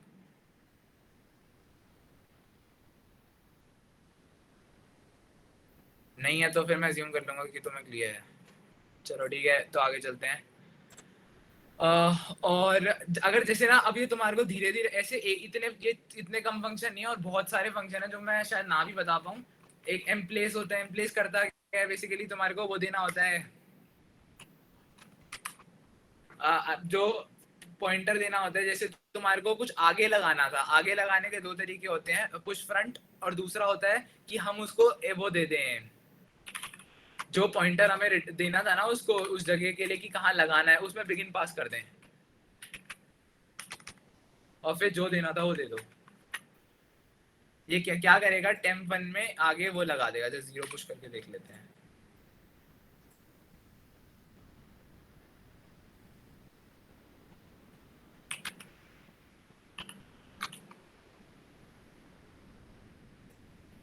इसने क्या करा, एम्प्लेस करता क्या है, एम्प्लेस मतलब एम्प्लेस क्या करता है बेसिकली, एक वेक्टर है, ठीक है। मान लो तुम्हारे को थोड़ी देर बाद पता चला कि इस इंडेक्स पे तो तुम्हारे को कुछ और लगाना था किसी भी मैनिपुलेशन से, कि तुम्हारे को उस क्वेश्चन के हिसाब से यहाँ पर कुछ चेंज करना था। इनिशियली था 0 1 2 3 4 5, ठीक है। अब तुम्हारे को पता चला नहीं मेरे को तो सेकंड इंडेक्स पे कुछ और लगाना था। तो तुम एक तो ऑप्शन है कि तुम मतलब एक n कॉम्प्लेक्सिटी में इसको राइट शिफ्ट करोगे एक एक करके, जो तुमने अभी पढ़ा होगा एरे के केस में। एरे के केस में राइट शिफ्टिंग पढ़ी थी ना, जब वो डिलीशन होता था किसी, उसका एडिशन या डिलीशन होता था तो राइट शिफ्ट करते थे ना। हाँ हाँ जी भैया। तो वेक्टर के केस में हमारे को ऐसे मैनुअली नहीं करना पड़ता, वो खुद कर देता है। मतलब पहले से लिखी हुई चीज है इम्प्लेस। इम्प्लेस क्या करता है बेसिकली, हमारे को ना उसका वो देना होता है, आइटरेटर देना होता है जहां से हमारे को चेंज करना है। अब जैसे मान ले सेकंड इंडेक्स को चेंज करना होता तो हमारे को क्या लिखना होता है, जो भी उसका नाम है वेक्टर का, मान ले temp1 नाम है, temp1 डॉट एम्प्लेस, फिर उसका जो पॉइंटर है मतलब temp1 डॉट बिगिन प्लस जितना उसका इंडेक्स नंबर है, मतलब जब जो पॉइंटर यहाँ पॉइंट करने लग जाए बेसिकली सेकंड इंडेक्स पे। अब जैसे सेकंड इंडेक्स पे कुछ ऐड करना होता तो क्या लिखते हैं, temp1 डॉट बिगिन प्लस 2, और फिर वो 0 एंड में ऐड हो जाएगा इस बार।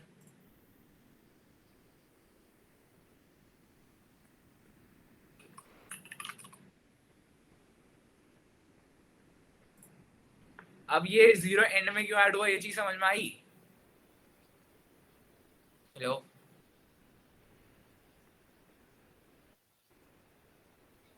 अगर कोई डाउट है तो पूछ लो यार, ऐसे तो नहीं चलेगा ना। मतलब थोड़ा वो तो इंटरेक्शन तो करो, मतलब कि कोई इशू है या समझ ही नहीं आ रहा, कुछ भी नहीं समझ में आ रहा क्या? आ रहा तो एक बार मतलब बता, इसमें 0 एंड में क्यों आया? है क्योंकि वो देख मैं क्योंकि बताता वो वहाँ पर मतलब जो टेम 1 टू 1 बिगिन था वहाँ पे हमें ऐड करना था, आपने वहाँ पे +2 डाल दिया हूँ। हाँ, तो वो उसके लिए उस वाली पोजीशन पे चला गया। सेकेंड इंडेक्स पे आ गया बेसिकली। हाँ वही चीज है, ठीक है। और फिर जो सेकंड आर्गुमेंट होता है वो होता है कि कौन सा एलिमेंट ऐड करना है। तो ये एम्प्लेस का काम होता है। पॉप बैक हो गया, एम्प्लेस हो गया, पुश बैक हो गया, साइज ओए, निकालना हो गया। हार्दिक हाँ, डॉट एंड बता दे बिगिन के डॉट साथ। एंड क्या करता है, जैसे डॉट बिगिन है ना, ऐसी डॉट एंड होता है, वो लास्ट में पॉइंट करता है सेम चीज को।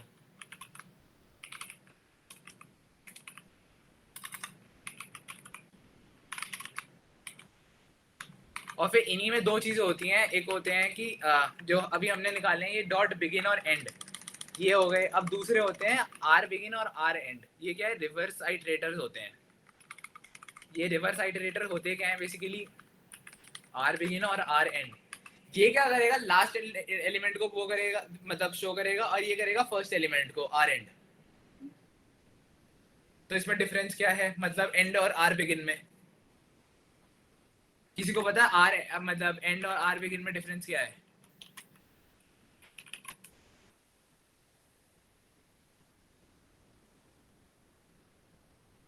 किसी को एंड और आर उसमें कोई फर्क पता है?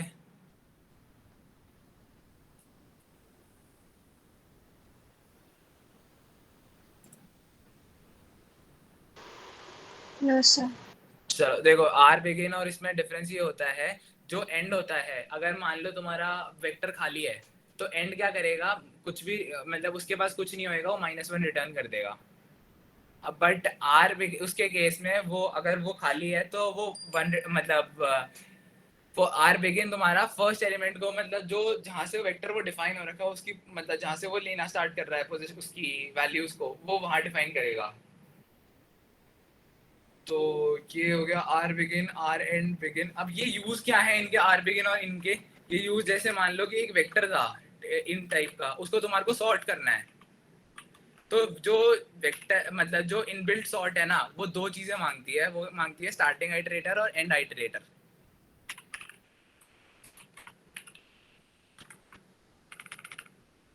जैसे मान लो ये अनसॉर्टेड होता, एसटीएल सॉर्ट पता है क्या होती है? एसटीएल सॉर्ट सॉर्ट होती है जैसे तुम अभी सॉर्ट अगर तुम्हारे को कुछ सॉर्ट करना होता है तो पहले उसका कोड लिखते हो, जैसे कुछ भी लिखते हो इंसर्शन सॉर्ट, कोई भी सॉर्ट लिखनी पड़ती है। ऐसे ही इसमें ना प्री डिफाइंड सॉर्ट होती हैं, मतलब ये जो पीछे इम्प्लीमेंटेड होती हैं वो दो चीज़ों मतलब दो में मेनली होती है, क्विक सॉर्ट और मर्ज सॉर्ट में। तो हम अब इसमें क्या करते हैं कि जब हम प्री डिफाइंड वाली को यूज़ कर रहे हैं, वो हम थोड़ा तेज चलते हैं, जो प्री डिफाइंड वाली को यूज़ कर रहे हैं तो हम उसमें ना दो चीज़ें पास करनी होती है, बिगिन आइटरेटर और एंड आइटरेटर।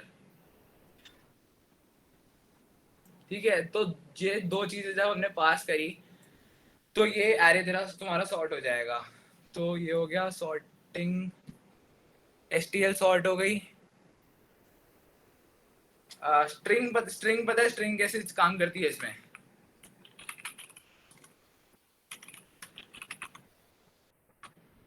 इसकी C++ की स्ट्रिंग पता है कैसे मतलब होती दिखती कैसी है, होती कैसे है?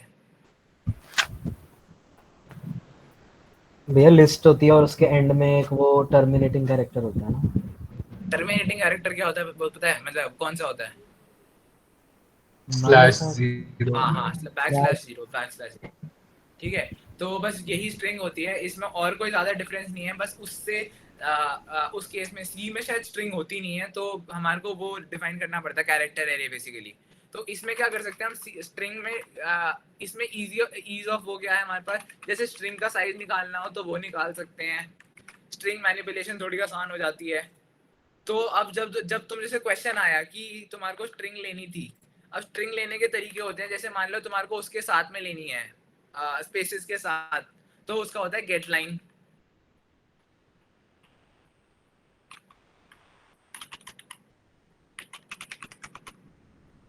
तो ये क्या करेगा, तुम्हारे स्पेसेस के साथ में कंसिडर करेगा इसको, पर इसमें एक इश्यू होता है, तुम्हारे को ना एफ फ्लश करना पड़ता है।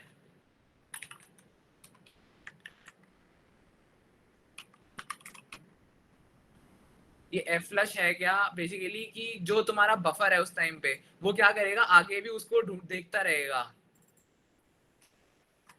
एफ फ्लश बेसिकली होता है कि जब तुम्हारा स्पेस उसको लगेगा कि आगे भी स्पेस है, तुम आगे कुछ लिखोगे तो उसको एंड करने के लिए ही यूज होता है। गेट लाइन होता है, एक होता है गेट्स, और तीसरा तरीका होता है सीन। ये क्या करेगा, इसका टर्मिनेटिंग कैरेक्टर क्या होता है कि अगर खाली स्पेस आ गया तो ये ब्रेक कर जाएगी। मान लो कि CCS होता और फिर TIET होता, तो ये दो अलग अलग स्ट्रिंग मानी जाएंगी इस केस में, मतलब उस केस में जब हम सीन करा रहे हैं। बट अगर हम गेट लाइन करा रहे हैं तो ये एक ही स्ट्रिंग होगी बीच में स्पेस के साथ में। कुछ क्वेश्चन ऐसे आते हैं कि जिसमें स्पेस भी इंक्लूड करनी होती है इनपुट लेते हुए, तो उस केस में गेट लाइन हेल्प करती है। कुछ केस ऐसे होते हैं जहाँ पर इंडिविजुअल तुम्हारे इनपुट लेने थे, तो ये स्ट्रिंग हो गई, स्ट्रिंग की चीज हो गई। अब मैं तो ना 4 क्वेश्चन है वो डॉक शेयर करी हुई है, तो अब वो क्वेश्चन करा लेता हूँ मैं, ठीक है? अगर अभी भी किसी को इसमें डाउट है, मतलब इनको डिफाइन करने में और वेक्टर में कोई वैसा कुछ और डाउट हो, कैसा भी डाउट हो मतलब HTML में इस अभी जितना जो पढ़ाया है, तो एक बार पूछ लो।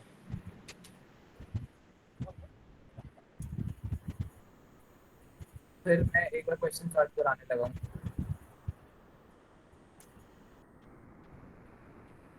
किसी को कोई डाउट?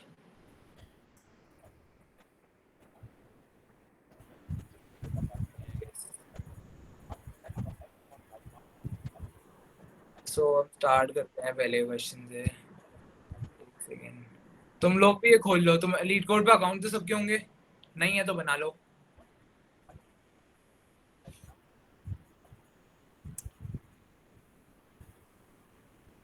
लीड कोड का अकाउंट है, रिप्लाई तो करो यार, क्या ऑन करके चले गए क्या? भैया बना रहा हूँ। हाँ हाँ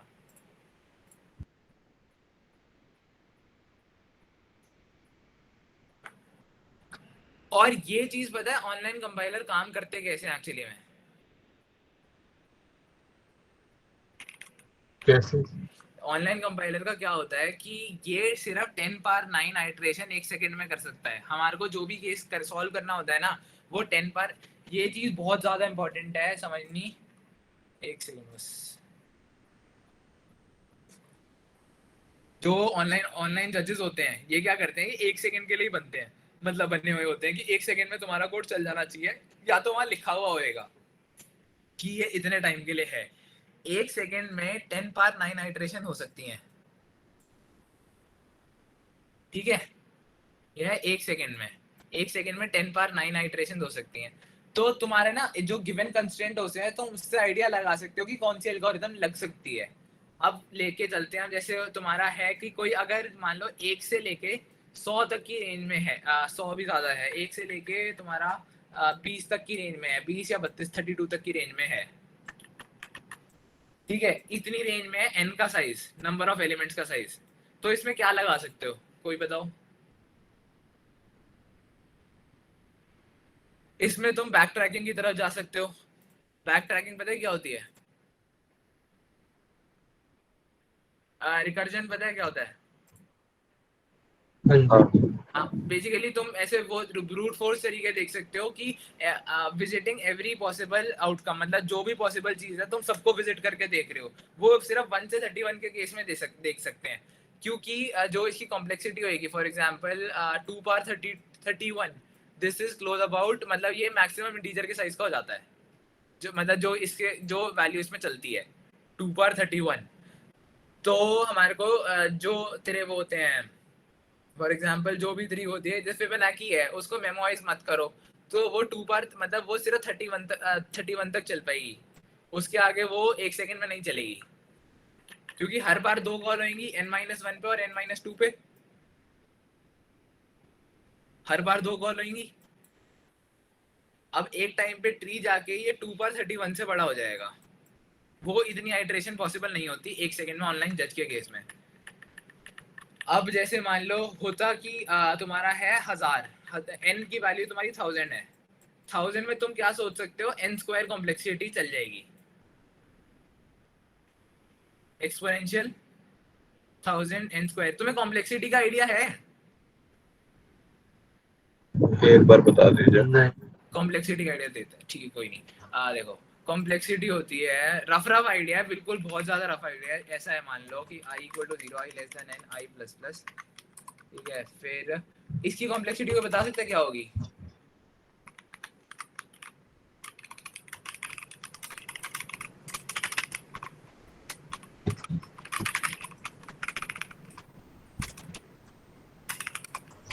कोई इसकी कॉम्प्लेक्सिटी बताओ जल्दी फटाफट।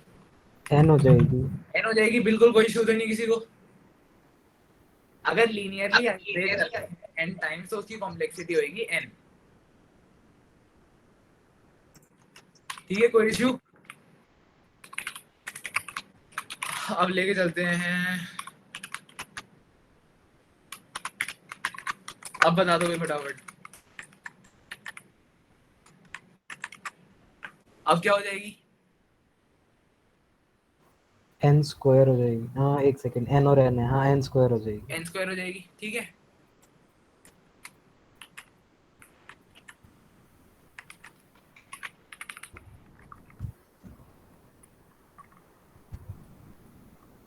अब क्या हो जाएगी?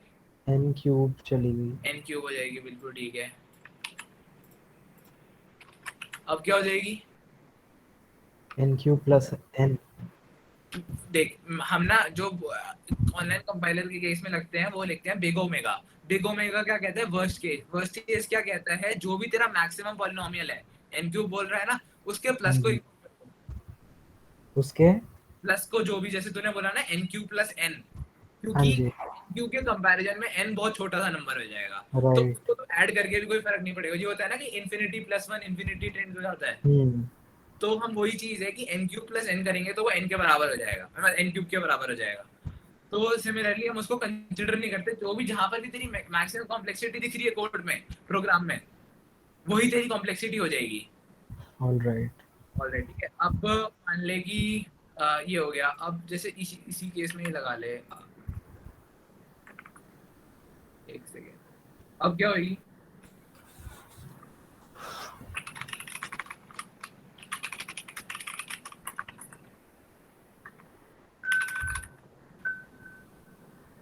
यहाँ पे n प्लस n हो गया रेफरेंट में 2n स्क्वायर। मैंने बताया ना, ये वाले वेरिएबल आएंगे ही नहीं। बिग ओमेगा में तेरे को कुछ लेके नहीं चलना, तेरे को n पे लेके चलना है बस। तो n स्क्वायर ही रहेगा। मतलब जो तेरे को बेसिकली ये है कि प्रॉब्लम सॉल्विंग की अप्रोच है। अब वो मैथमेटिकली वो बेसिक वो आएंगे तेरे जो कॉन्स्टेंट्स हैं, पर वो तेरे को अभी जो ऑनलाइन कंपाइलर के लिए जब तो वो देखेगा ना, तेरे को इग्नोर करके चलना है। तेरे को देखना है कि यहाँ पर आ क्या रही है, तो आ क्या रही है यहाँ पर? तो n स्क्वायर ही लेंगे। n स्क्वायर ही आ रही है। और सबको क्लियर है ना कि n स्क्वायर क्यों आ रही है? कोई ऐसा जी भैया। आ रहा हो क्यों n स्क्वायर आई है? आगे समझ। तो क्लियर हो रही है, ये n स्क्वायर आ रही है। तो n स्क्वायर का मतलब अगर 1000 है, n का साइज 1000 है, 1000 है, तो हम लेके चल सकते हैं कि हम उसको n स्क्वायर कॉम्प्लेक्सिटी मतलब फॉल के अंदर फॉल चला सकते हैं उस केस में। समझ आ रही है? मतलब अगर हम अनऑप्टिमाइज सॉल्यूशन देखना हो तो हम क्या करेंगे, n के अंदर n चला देंगे उसको। तो ये मैक्सिमम पॉसिबल है। इस केस में n क्यूब नहीं चलेगा, n क्यूब नहीं चलेगा। तेरा 100 तक चल जाएगा n क्यूब, जब 100 होएगा। मैं इसका कार्ड भेज दूंगा, वो बहुत ज़्यादा हेल्प करेगा। मतलब कंस्ट्रेंट देख के वो समझने में कि इसमें लगा क्या सकते हैं। 1000 तक के केस में n स्क्वायर चलता है, 100 के केस में n क्यूब चल जाता है, 1 से 31 के केस में एक्सपोनेंशियल चलता है। अब 10 पावर 5 होती है जो, मतलब 10 पावर 5, इस केस में सिर्फ n log n चलता है, n स्क्वायर नहीं चलता। n log n से क्या लगता है कि क्या कर सकते हैं?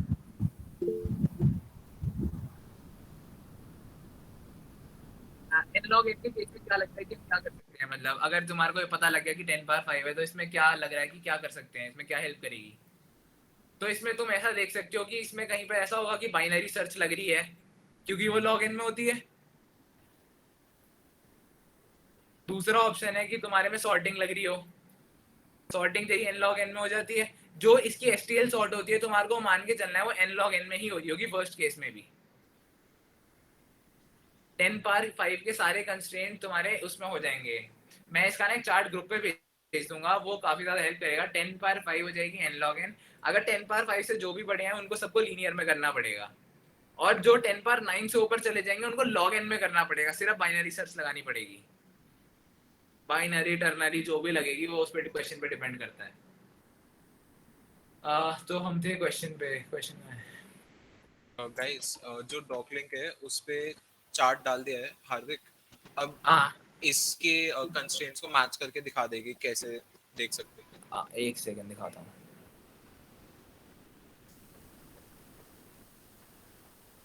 डॉक लिंक खोल लो।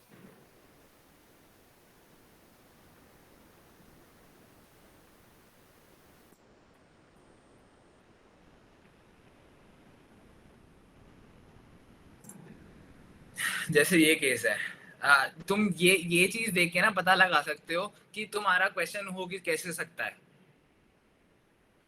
आप जैसे मान लो, अब इस क्वेश्चन को देख लो। इस क्वेश्चन में क्या कह रहा है, जो तुम्हारी उसकी लेंथ है, जो एरे मिलेंगे, इनकी लेंथ कितनी है, मैक्सिमम क्या लेंथ हो सकती है। क्वेश्चन को पढ़ने का तरीका होता है कि एक बार क्वेश्चन स्टेटमेंट पढ़ लिया, फिर इनपुट पे गए, इनपुट पे जाने के बाद कंस्ट्रेंट देखे।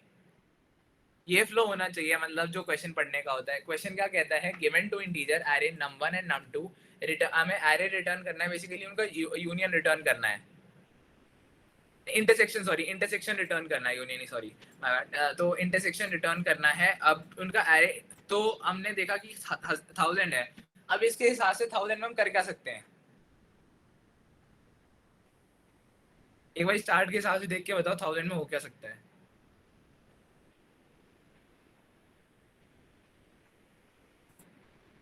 थाउजेंड आ किस रेंज में रहा है, मतलब जो सबसे ज्यादा क्लोजेस्ट हो यहाँ जिसमें पे वो पॉसिबल हो। चार्ट में एन क्यूब हो जाएगा। क्यूब हाँ इसके लिए हो जाएगा n square n स्क्वायर के लिए हो जाएगा ना, ठीक है। n हाँ, स्क्वायर का एन स्क्वायर हो मतलब जाएगा, एन क्यूब नहीं होगा। n क्यूब नहीं होएगा, बिल्कुल ठीक है। अब हम इसमें अप्रोच क्या लगा सकते हैं, किसी को कुछ आइडिया लग रहा हो इसमें? हम बेसिकली हमें करना क्या है, 1 2 2 1 है, 2 2 है, इसमें हमारे को वो रिटर्न करना है जो इंटरसेक्शन है। जैसे इसमें 2 है तो इसका 2 रिटर्न कर दो, अगर जैसे इसमें 2 है इसमें एक और 2 है तो वो भी रिटर्न कर दो, पर वो यूनिक होने चाहिए, ये भी एक इनका कंस्ट्रेंट है। कॉमन एलिमेंट्स पढ़ा है ना तुमने, इंटरसेक्शन होता है यूनियन होता है। सो इंटरसेक्शन आर कॉमन एलिमेंट्स दोनों को देख के, जबकि यूनियन पूरा लाइक पूरा आरे हो जाता अगर यूनियन होता तो। Basic integration intersection. तो अब Common इसका elements. किसी को कुछ आइडिया लग रहा है कि ये कैसे हो सकता है, किसी को कोई अप्रोच बतानी हो?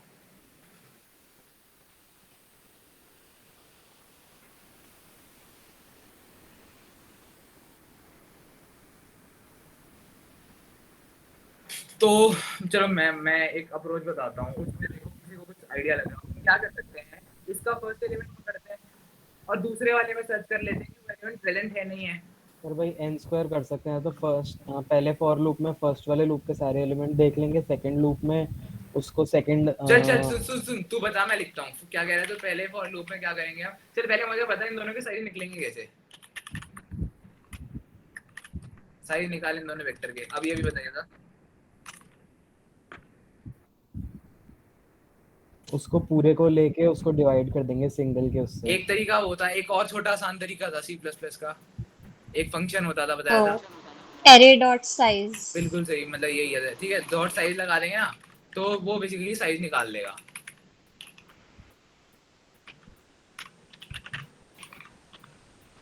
तो हाँ तू बता रहा था कि हमने एक फॉर लूप से पहले उसको चेक कर रहे हैं फर्स्ट वाले को, ठीक है।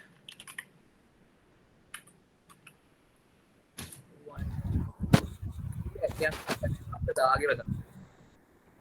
और एक सेकंड फॉर लूप सेकंड वाले साइज 2 के लिए लगा देंगे। ठीक है,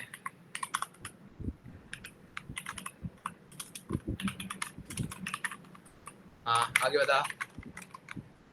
और हम इसके अंदर लिख सकते हैं इफ एक तू सेकंड यूनिक हमारा वाली इनपुट केस हटा दे, तो यूनिक वाला केस हटा दे। हमारे को अभी यूनिक नहीं चाहिए, हमारे को चाहिए कि जो कॉमन हो चाहे रिपीट हो रहा हो कितनी बार भी वो आ जाए बस।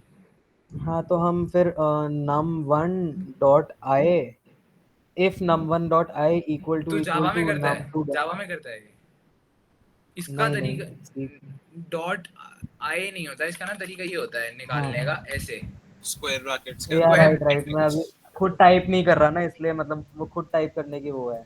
अच्छा हाँ अच्छा, वो नहीं नहीं कोई नहीं, कोई लिस्ट नहीं, है वो ना, तो तो कोई स्क्वायर नहीं। ब्रैकेट से इंडेक्स्ड राइट। तो हाँ हाँ इफ हाँ, स्क्वायर ब्रैकेट में num1 का इंडेक्स आ स्क्वायर जाता है। Bracket i is equal to num2 का स्क्वायर ब्रैकेट j, तो ठीक है फिर वो हम एक एम्प्टी लिस्ट में ऐड कर लेंगे। ठीक है। तो वो n स्क्वायर तो में हमारे सारे केसेस आ गए जहाँ जहाँ भी इंक्लूड। अब ये क्वेश्चन पढ़ते कैसे हम, ये जो दिख रहा है ना यहाँ पर, हमारे को सिर्फ फंक्शन पूरा करना होता है, इसमें बाकी चीज अपने आप लिखी होती है। हमारे को देखना होता है कि किस फॉर्मेट में आंसर मांग रहे हैं हमसे। हमसे मांग रहे हैं वेक्टर में एक आंसर, ठीक है। वेक्टर ऑफ इंट में वो हमसे आंसर मांग रहे हैं, उन्होंने आर्गुमेंट में 2 हमारे को वेक्टर दिए हुए हैं, वेक्टर ऑफ इंट आंसर मांग रहे हैं। तो वेक्टर डिक्लेयर कैसे होता है, एक बार फटाफट उसको बता दो। चार्ट में लिख दो, एक रेस वेक्टर बनाना है इन टाइप का। इन टाइप का वेक्टर बनाना है,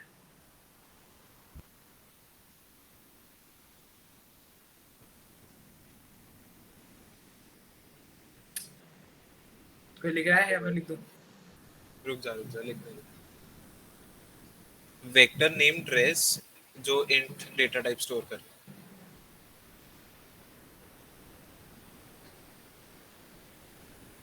और ना अभी से जब तुम वेरिएबल के नाम देते हो ना तो नेमिंग सही कर लो, मतलब जो जिसका नाम हो वैसे ही नेमिंग कर लो, कि जब इंटरव्यूअर आएगा ना तो उसको नेमिंग से भी मैटर करता है। क्योंकि तुम छोटे कोड बेस में कोड नहीं लिखोगे, जब तुम कंपनी में जाओगे तो बहुत बड़ा कोड बेस होएगा, तो उसमें ABCD करके नाम नहीं लिखते। रीडेबल होना चाहिए, मतलब पढ़ते ही यू शुड नो कि क्या काम है इस। हाँ एग्जैक्टली, उसका मतलब क्या है। जैसे ITR मतलब पता लग रहा है आइटरेटर के लिए होगा, ये ITR भी सिर्फ यूं है कि अगर वो लोकल है तभी ITR रखो, अगर कहीं वो थोड़ा थोड़ा बड़े स्कोप में चाहिए तो उसका भी कोई नाम होना चाहिए फिर। तो कोई वेक्टर नहीं, चलो मैं लिख देता हूँ वेक्टर। अब जैसे वो वेक्टर ऑफ रिजल्ट टाइप हमारे को वो करना है, ठीक है। अब वेक्टर हमने डिसाइड कर वो बना दिया, हमने डिक्लेयर कर दिया रिजल्ट टाइप, ठीक है। अब तू कह रहा है कि हम उसको खाली उसमें, अब इसको इसमें ऐड कैसे करेंगे, कोई बता दो फटाफट। वेक्टर डॉट पुश से हो जाएगा। पुश होता था, कुछ और भी होता था साथ में। Push push back. Back. Yes, push underscore back, ठीक है। अगर हम यहीं पे एक ना एरे को प्रिंट, वेक्टर को प्रिंट कराने का तरीका ये भी होता है।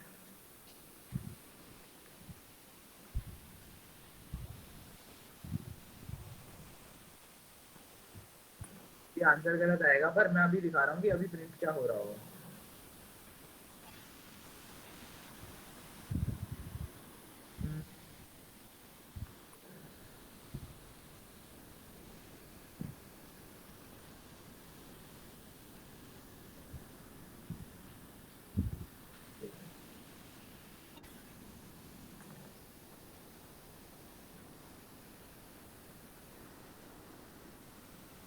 अब ये 2 प्रिंट होने का रीजन समझ में आ रहा है। इस फॉर लूप से इस फॉर लूप को कंपेयर करते हुए ये बार बार 2 क्यों प्रिंट हो रहा है, ये चीज समझ में आ रही है।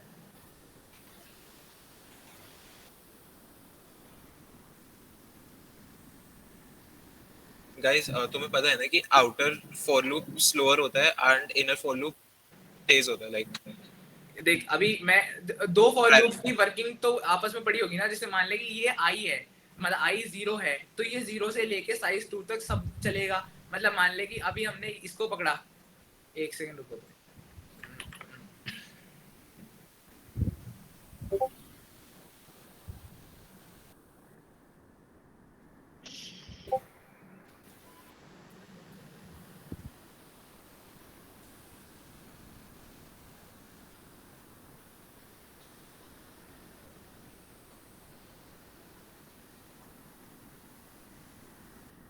तो 2 की वर्किंग कैसे होती है, जैसे मान लो अभी इस वाले का 1 0 पे है, इस वाले का 0 पहले 0 पे होएगा, ठीक है। ये वाला 0 पे होएगा, फिर ये वाला नेक्स्ट जब 0 से फिर वो 1 पे जाएगा तो अब हो जाएगा। फिर नेक्स्ट लूप में जब जो आउटर लूप है वो 1 पे होएगा, फिर ये 0 पे होएगा, फिर ये 1 पे होएगा, फिर ये तेरा आउटर लूप इस पे होएगा 2 इंडेक्स पे होएगा, फिर ये 0 पे होएगा, फिर ये 1 पे होएगा। सेम थिंग कि जब ये आउटर इंडेक्स इस पे होएगा, फिर ये इस पे होएगा, और फिर ये इस पे होएगा। अब देखो कि जब ये 2 पे था, इसको यहाँ 2 मिल जाएगा। जब ये इस 2 पे था, इसको 2 मिला। हेलो, हाँ जी राइट। तो जब ये इस 2 पे था, इसको 2 मिला। फिर जब हम आगे गए इस 2 पे, इसको ये भी 2 मिला, तो एक 2 पुश हुआ, फिर दूसरा 2 पुश हुआ, ठीक है। अब फिर हम इस 2 पे आए, फिर इस 2 से ये वाला 2 मिला, फिर एक और 2 पुश हो गया। फिर जब इस 2 से आए, इस 2 पे आए, तो एक और 2 मिला, ये भी पुश हो गया। तो 4 बार हो गया ना पुश, राइट। ठीक है। अब हमें ये भी चीज रोकनी है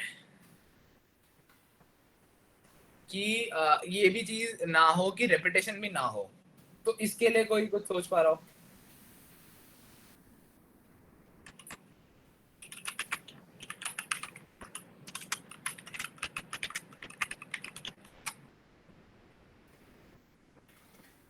कोई किसी के पास अप्रोच सोचो, 1 मिनट ले लो, सोचो।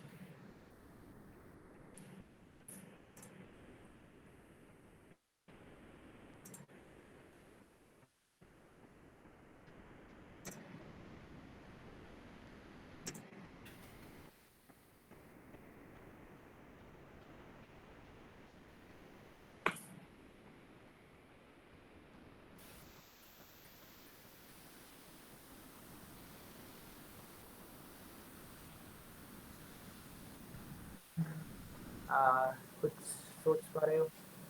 कोई अप्रोच बन रही है? डुप्लीकेट्स प्रिवेंट करवाने हैं। सो अगर 4 बार 2 आ रहा है, सो 2 ही बार आना चाहिए ताकि इंटरसेक्शन मिल जाए एक बार में।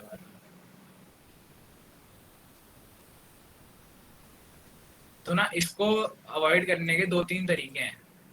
पहला तरीका है, एक ना सेट नाम का डेटा स्ट्रक्चर होता है,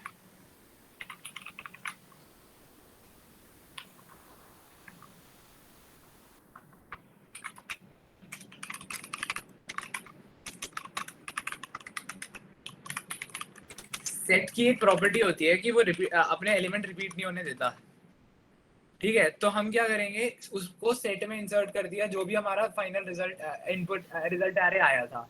फिर हम क्या करेंगे, जो रिजल्ट एरे है उसको एक बार क्लियर कर देंगे ताकि वो खाली हो जाए। ये डॉट क्लियर फंक्शन क्या करता है, उस एरे को क्लियर कर देता है, वेक्टर।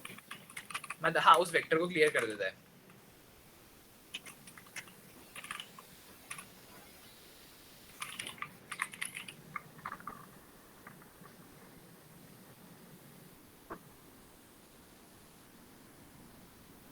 अब ये समझ में आया ये क्यों हुआ, सिर्फ एक सिंगल 2 क्यों आया। हेलो,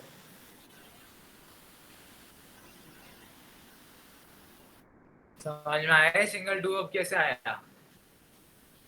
मैंने सेट डेटा स्ट्रक्चर बताया नहीं है इसलिए हो सकता है ना आया। और ये सेट क्या करता है, सेट की एक प्रॉपर्टी होती है, सेट की प्रॉपर्टी क्या होती है कि वो एलिमेंट रिपीट नहीं होने देता। एलिमेंट रिपीट नहीं होने देने का मतलब है कि जैसे मल्टीपल को एलिमेंट बार बार इंसर्ट हो रहा है तो वो एक ही काउंट रखेगा उसका, सिंगल एलिमेंट सिंगल टाइम। तो अब उसको क्या करा हमने, पहले उस वेक्टर को जो रिपीटेड एरे था, जो रिपीटेड वेक्टर था हमारे पास, उसको हमने सेट में इंसर्ट कर दिया। फिर हमने क्या करा, और जो भी वो रिजल्ट आ रहा था उसको क्लियर करा, या दूसरा एक और बना सकते थे हम, उसको फिर जो सिंगल रिपीटेड आ रहा था उसको वापस पुश बैक कर दिया। राइट दिया, आ गया समझ। तो ना अब आई वुड सजेस्ट कि तुम साथ में करो, अगर साथ में नहीं कर रहे तो बाद में जरूर कर लेना। और ये उसमें डॉग में ये क्वेश्चन शेयर कर रखे हैं। आज ना थोड़ा टाइम से स्लो हो गए, पता नहीं क्यों, पर मैं ट्राई करूंगा कि नेक्स्ट टाइम से ना हो। तो फिर क्या करेंगे हम ना, मेरे को अब इसके बाद काम है थोड़ा सा, तो मैं एक क्वेश्चन और करा देता हूँ, फिर हम नेक्स्ट टाइम से आई मेक श्योर कि इतना स्लो ना चले हम। अब ये दूसरा क्वेश्चन कहता है, इसको खुद एक बार पढ़ने का ट्राई करो। ये वाला क्वेश्चन जो सॉर्टिंग वाला क्वेश्चन है थर्ड, इसको खोल लो एक बार, जो डॉक में शेयर कर रखी है इसकी लिंक।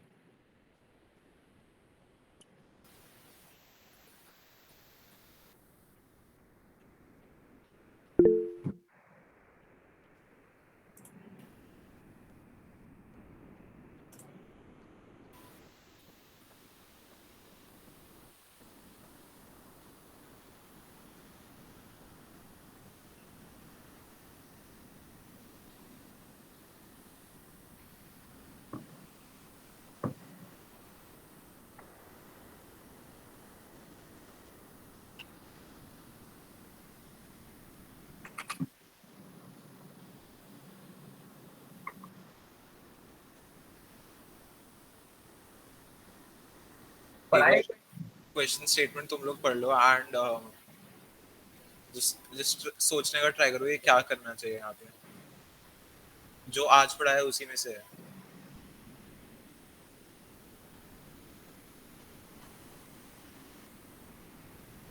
क्या लग सकता है वो सोच के देखो एक बार।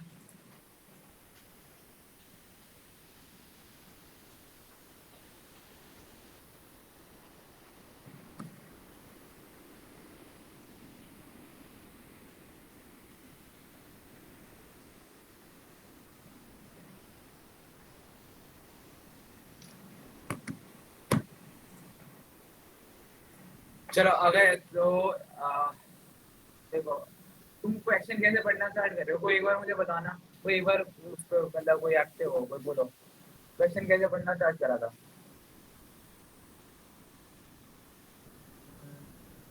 कोई बोलो, हाँ देख क्वेश्चन कैसे पढ़ना स्टार्ट करा होगा, पहले एक बार क्वेश्चन पढ़ा होगा, क्वेश्चन में क्या समझ में आया, क्या चाहता क्या है वो समझ आया। तुझे आवाज नहीं आ रही अगर तो कुछ बोल रहा है तो। भैया पहले क्वेश्चन रीड करा था, फिर एग्जाम्पल को देख लिया और क्वेश्चन समझ आ गया था। ठीक है, हाँ तो क्या गिवन एरे है, उसमें जो आयत नंबर है वो आयत एम्प्लॉय की सैलरी है। ठीक है, ठीक है। हमें एग्जैक्टली करना क्या है, हमें उस एरे को सॉर्ट करना है एंड फिर सॉर्ट करने के बाद जो एक्सट्रीम कॉर्नर वाले 2 वैल्यूज हैं उनको एक्सक्लूड कर देना है और उसके अलावा जो भी वैल्यूज हैं उनका एवरेज ले लेना है जो 5 डेसिमल्स तक आना चाहिए। तो बस बिल्कुल सही। अब इसको बता दे कैसे करेंगे, साइज कैसे निकालेंगे, पहले वही बता दे। एरे डॉट साइज वाले उससे। ठीक है, निकाल लिया। है कि अब सॉर्ट का वो डाले सिंटैक्स सॉर्ट का सीधा फंक्शन ही होता है STL वाला। हाँ बता क्या सिंटैक्स है। यार एक देखना पड़ेगा मुझे, फ्रैंकली अच्छा याद अच्छा नहीं मैंने वो है। बताया था आज, कोई नहीं ये देख Even ऐसे you पहला आइटरेटर दिया, फर्स्ट आइटरेटर, बिगिन आइटरेटर और एंड और लास्ट इंडेक्स देंगे। dot end. यस ठीक है। राइट। अब ना एक चीज मैं उस टाइम पे शायद बताना भूल गया था, अगर जैसे अभी तो ये असेंडिंग ऑर्डर में सॉर्ट करेगा, मान लो कि किसी केस में डिसेंडिंग में भी चाहिए हो सकता था, तो दो तरीके हैं, एक तो या तो लिख दो ग्रेटर इंट, ठीक है, दूसरा तरीका है या ग्रेटर इंट ना लिखना हो तो रिवर्स आइटरेटर कुछ दे दो उसको, तो ये उसको असेंडिंग में सॉर्ट कर देगा। सॉरी डिसेंडिंग में, असेंडिंग में डिफॉल्ट होता है,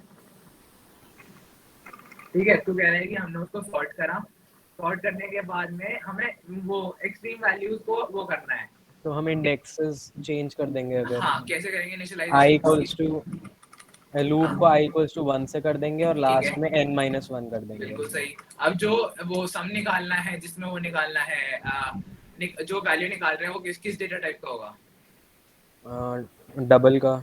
ठीक है।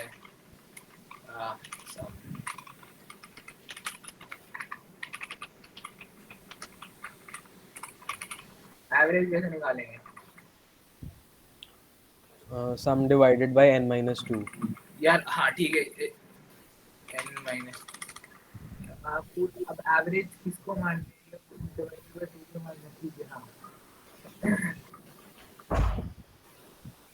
आई गेस हाँ डिवाइडेड अब बाय जो हमारा n-2। n है ना, ये तेरा वो है क्या कहते हैं उसे, इंटीजर टाइप का है, तो तेरे को ना टाइप कास्ट करना पड़ेगा, वरना जो ये रिटर्न करेगा ना ये चेंज करके तेरे तो वो को इंटीजर कर देगा। अब वो इंटीजर में चेंज कर देगा, तो ऐसे करके इसको टाइप कास्ट कर ये सकते हैं। explicit typecasting है. ये Like, explicit Right, type casting हो गई है, जो वो इंटीजर में अपने आप करा था that is implicit type casting. दो तरीके की टाइप कास्टिंग होती है,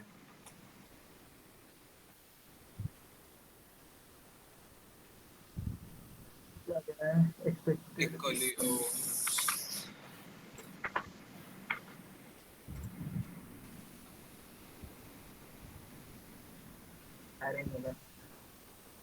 साल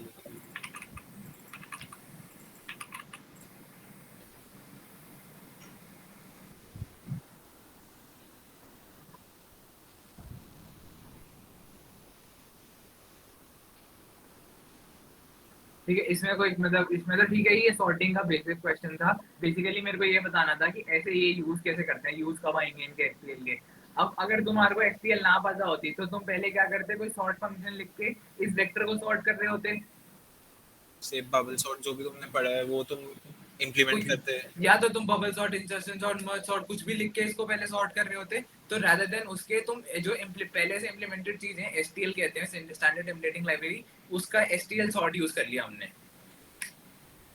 तो एक बस लाइन ये में एंड ये भी बता दे, सपोज अगर तुम्हें आधा वेक्टर सॉर्ट करना है तो जैसे मान लो array.end है, बोलो जैसे मान ले कि तेरे को आधा करना था, तेरे को मान ले कि फर्स्ट पहले 10 एलिमेंट छोड़ के सॉर्ट करना था, उस तू वो वहां से पॉइंटर दे दे, इनिशियल पॉइंटर मत दे। मान ले कि तेरे को एंड से कुछ एलिमेंट छोड़ने दे, एंड से तेरे को 5 एलिमेंट छोड़ने दे, तू वहां से उसके एलिमेंट वहां से कम कर ले, तो ये बेसिकली जहां से जहां तक का पॉइंटर देगा उसी के बीच में ही सॉर्टिंग होगी। ये हो गया ये चीज, ठीक है। तो बस आज के लिए आई गेस इनफ है। तो मेरे को ये वाले 2 क्वेश्चन और ट्राई कर लेना, नहीं होगा तो मैं नेक्स्ट क्लास में करा दूंगा। और बाकी अगर अभी भी कोई डाउट हो तो एक बार पूछ लो, मतलब किसी भी अभी तक जो पढ़ा है, मतलब जो किसी के डेफिनेशन में या किसी वैसे कोई डाउट हो पहले का कभी का इस एसटीएल से रिलेटेड, तो एक बार पूछ लो,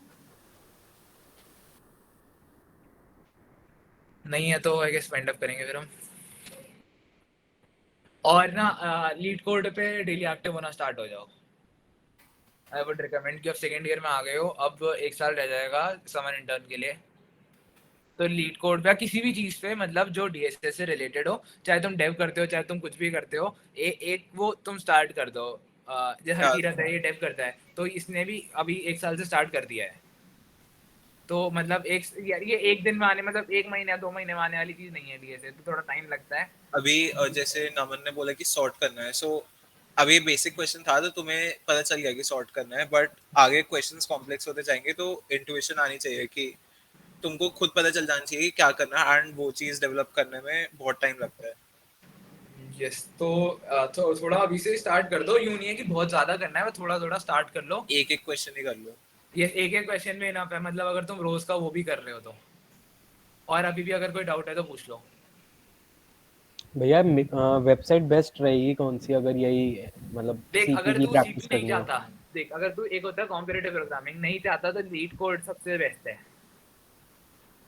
अगर सिर्फ डीएसए फोकस होना चाहता है तो लीड कोड बहुत बढ़िया चीज है, मतलब बहुत ज्यादा बढ़िया चीज है। इसके कॉन्टेक्स्ट दे, सब कुछ दे, बहुत सही चीज है। मतलब तेरे को सेम क्वेश्चन भी देखने को मिल जाएंगे उसमें। और अगर जैसे इसमें कुछ ना पेड होते हैं, पेड वाला सीन होता है, अगर तेरे को नहीं खरीदना तो वो सेम क्वेश्चन जीएफजी पे मिल जाते हैं। जीएफजी प्रैक्टिस करके एक होती है, लीड फॉर लीड प्रैक्टिस, तो उसमें जाके मिल जाएंगे, वो भी कोई इशू नहीं है। वैसे वीड रिकमेंड कि तुम लीड कोड शुरू कर दो, इजी कर लो। वही मतलब तू 100 तक मान ले कि तू मीडियम पे मत जा, तू इजी कर पहले 100 150 जब तक तेरे को कंफर्टेबल होने में टाइम लग रहा है। डिफिकल्टी लेवल लीड कोड पे लिखा होता है हर हाँ क्वेश्चन हाँ का? हाँ, मैंने लीड कोड कभी यूज नहीं करा। हाँ हाँ लिखा होता है, देखिए देख इजी लिखा हो ना ये, राइट। ठीक तो है। अब स्टार्ट देख, हाँ मैं बताता हूँ तेरे को एग्जैक्ट तेरे को करना क्या है। जैसे मान ले कि तूने कोई एक टॉपिक पढ़ा, जैसे अभी ऐसे कुछ भी पढ़ा, जैसे तूने वेक्टर पढ़े या एरे पढ़े, एरे पे जा। हाँ मतलब एरे में इसमें ना फिर बहुत सारे टॉपिक भी लगे हुए हो सकते हैं साथ में, तो तेरे को ये थोड़ा देखना पड़ेगा। आई ट्राई कि मैं थोड़े बहुत और क्वेश्चन डाल दूँ जो जिनमें ज्यादा कुछ लगना रहा हो, कि बेसिक आइडिया लगने के लिए। तो तेरे को करना क्या है, बेसिकली जो भी टैग है उस टैग पे जा, फिर उसको ना यहाँ से तू सॉर्ट कर सकता है difficulty wise. Difficulty wise sort कर ले। एक और बार दबा दो। हाँ दबा दिया वो थोड़ा सोच ले। ये देख इजी हो गए सारे। हाँ अभी ये हैं सारे कॉमन। अब इनमें ना तू वो कर ले, क्या कहते हैं, इनसे सिलेक्ट कर ले कि टॉपिक, अगर तेरे को कोई पर्टिकुलर टॉपिक के नहीं हो, मल्टीपल टॉपिक्स हैं, जो सा तूने पढ़ा उसको कर ले ट्राई। जब एक बार तू कंफर्टेबल होना स्टार्ट हो जाएगा ना थोड़े नंबर ऑफ टॉपिक से, तो तू क्या करना स्टार्ट हो, रैंडम वाले पे स्टार्ट कर दे कि एक टॉपिक के थ्रू मत जा, रैंडम एलिमेंट्स पे जा, मतलब रैंडम क्वेश्चन पे। ठीक है, तो जैसे पिक वन होता है, ये क्या करता है, तेरे को रैंडमली उठा के एक एलिमेंट वो क्वेश्चन दे देता है। और एक बार लीड कोड मतलब सही चीज़ अगर ट्राई करनी हो तो इसको कर सकते हो, और इसको थोड़ा एक्टिव हो जाओ, बाकी तो ठीक है आई गेस। ऑल्सो अगर तुम्हें कोई क्वेश्चन नहीं आता तो लाइक नहीं हो रहा तुमसे, ट्राई करने के बाद ही हमको भेज देना, या फिर you can check the editorial या एडिटोरियल होते हैं इसमें ना, इसका डिस्कस सेक्शन भी बहुत अच्छा होता है। जैसे हम मान ले कि ये वाला क्वेश्चन हमसे नहीं होता, हम क्या करते हैं, यहाँ चले जाते हैं, और यहाँ दुनिया भर के अलग अलग तरीके हैं। कोई सेट से कर रहा होगा, कोई हैश मैप से कर रहा होगा, कोई बाइनरी सेट से कर रहा होगा, कोई किसी चीज से कर रहा होगा, मल्टीपल सोल्यूशन मिल जाएंगे एक ही चीज के। तो ये डिस्कस सेक्शन काफी अच्छी चीज है, but only go there after trying. हाँ आफ्टर ट्राइंग, मतलब यूँ होता है कि मतलब आधा घंटा लगा लिया, 45 मिनट लगा लिया क्वेश्चन के हिसाब से, फिर उसके बाद तुम डिस्कस सेक्शन पे आ सकते हो। फिर भी तुम ट्राई करो कि टॉपिक का नाम पढ़ लो कि ये लग सकता है, फिर तुम उसको रिलेट करने की कोशिश करो कि ये रिलेट हो रहा है किसी चीज से, नहीं हो रहा। इफ अगर कुछ भी अप्रोच नहीं बनी तो देख लो, कोई उसमें भी कोई इशू नहीं है, पर देख के ना फिर उसको एक्चुअली समझ लो कि वो हो क्या रहा है। पेन पेपर पे जो भी है एक बार लाइक ट्राई रन अच्छे से करके देख लो कि एक्चुअली इसमें हुआ क्या है। और डिस्कस सेक्शन हो गया, फिर यहाँ पे तुम अपनी सबमिशन देख सकते हो, और बस ठीक है। और किसी को क्वेश्चन, कोई डाउट, कोई क्वेश्चन? चलो फिर वाइंड अप करते हैं, आज वैसे भी 20 मिनट ओवर टाइम हो गया। चलो ठीक है, ओके भैया, thank you so much. Okay अंदर इधर ही रहेगा। हाँ। Others can leave. Thank you for joining, thank you. हाँ हाँ कर दो।